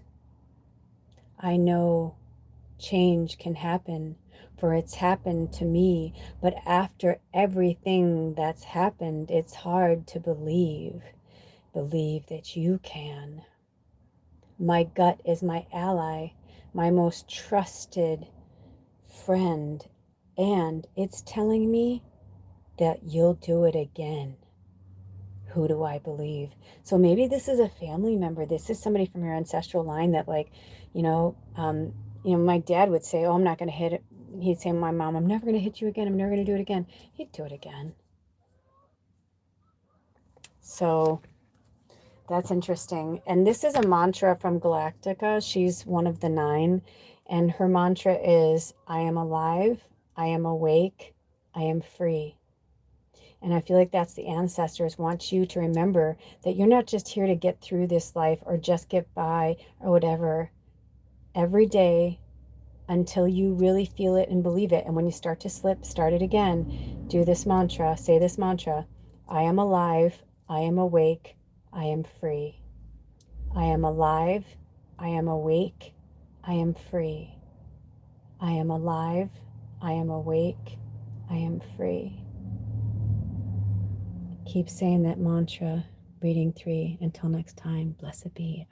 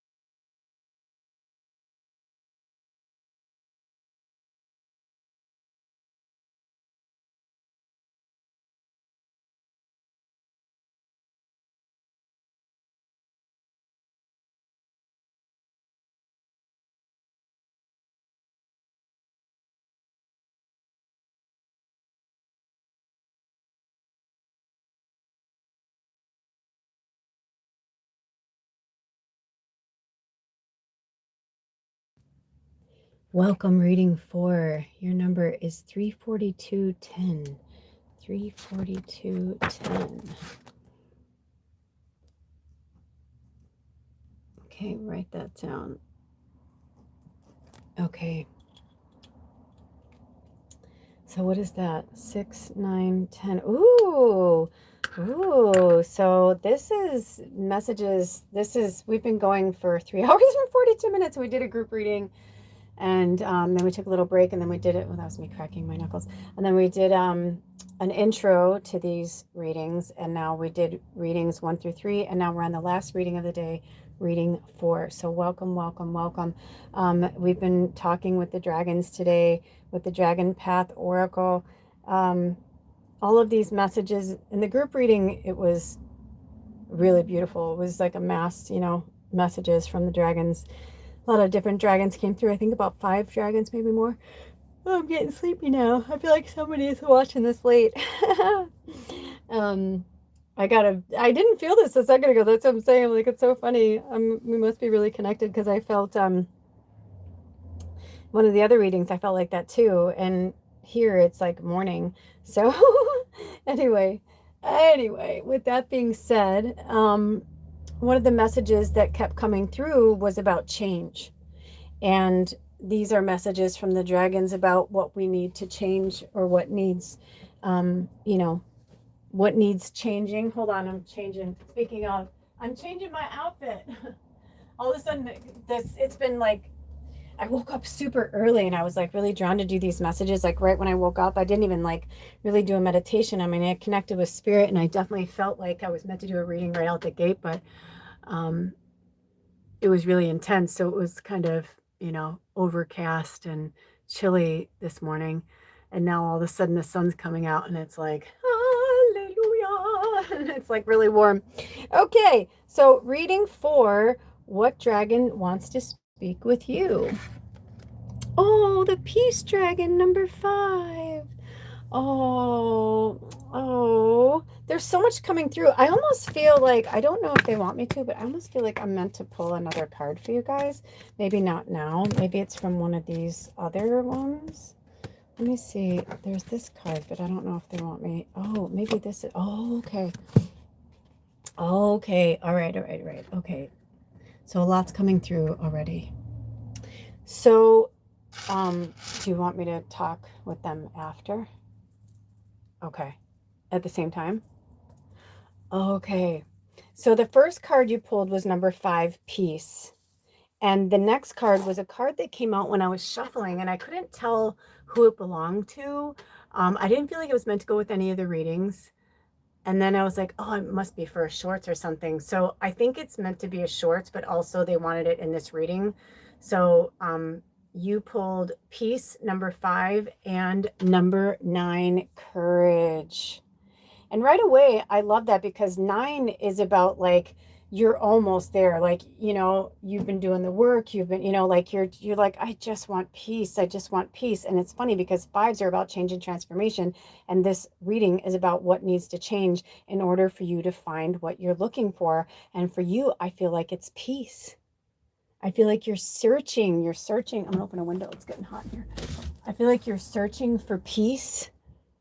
But spirit is like, but you have to have the courage to make it over the finish line to achieve that peace. You know what I mean?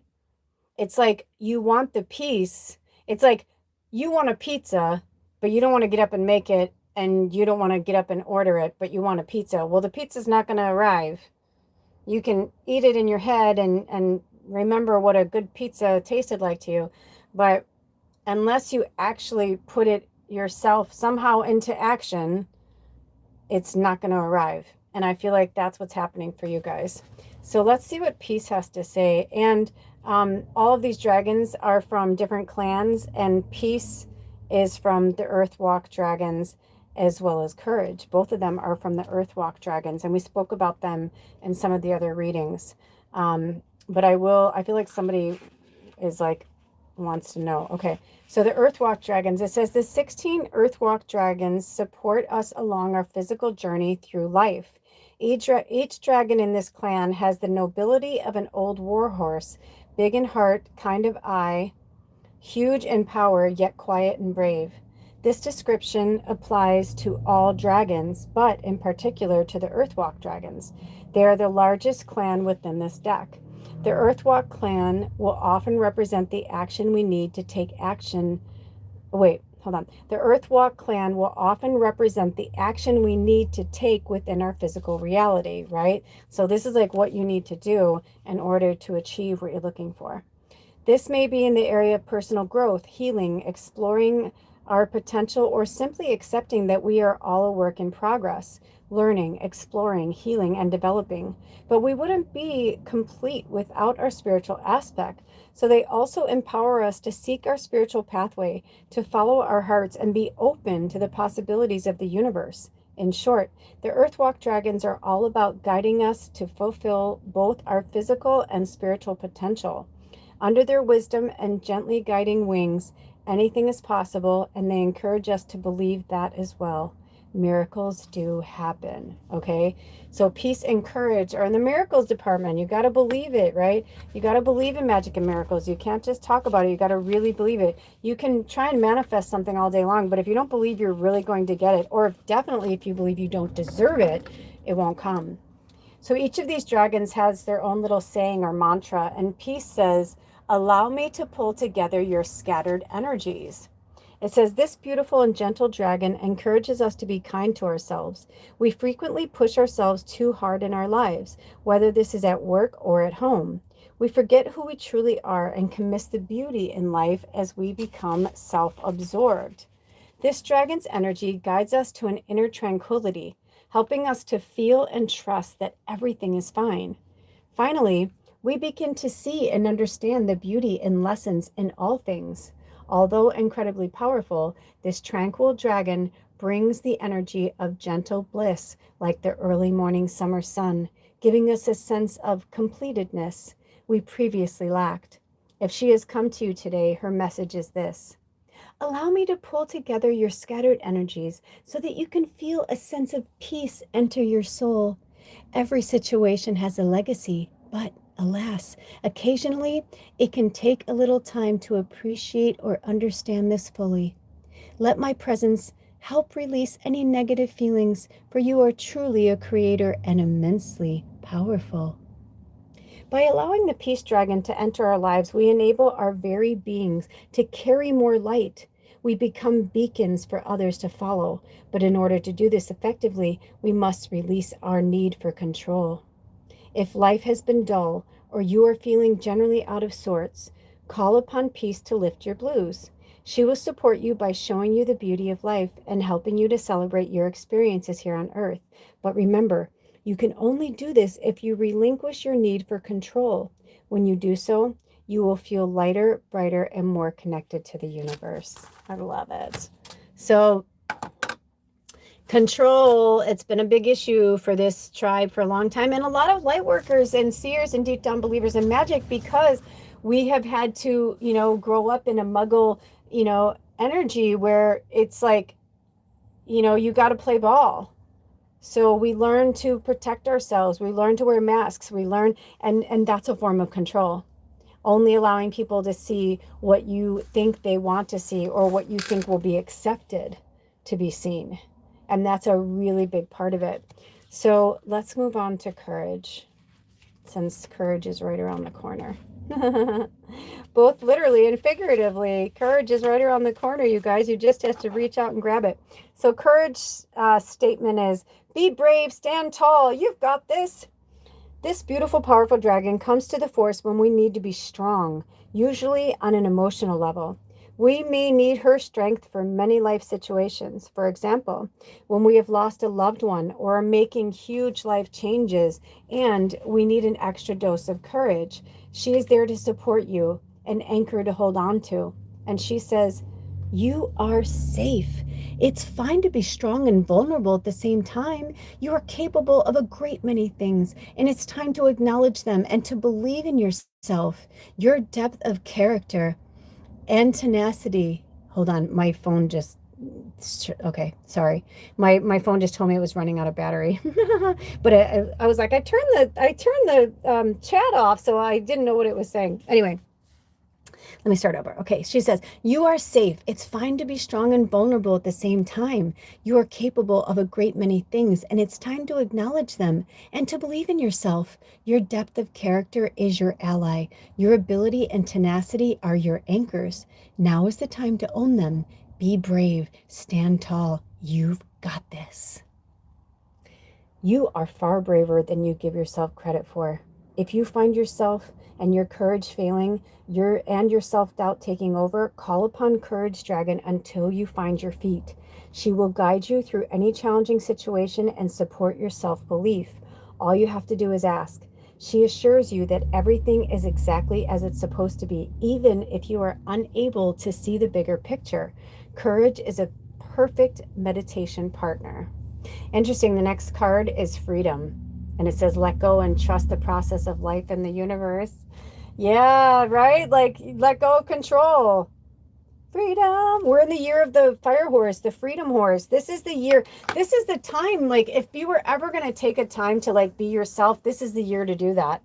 And that's why they're pushing back so hard in the shadows and trying us to be pushing us back more into the conformity, because that's the way they control us, by conformity. So it's time for you to break loosey-goosey and say, I don't want to be a conformist. A nonconformist thinks for themselves. A nonconformist understands that we are one, a part of whole, and not trying to control and dominate and, and take over.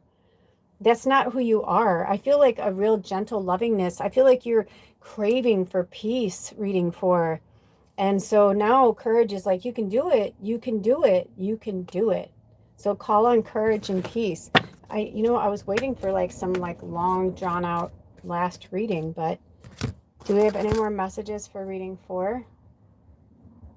Ah, I love when that happens, because the other ones were really long and we had the group reading too. So sometimes when it's like that, I think, oh, it's funny because they actually seem to get lighter and lighter as they went on, Yeah, I think that's it. Let me just sit for a second.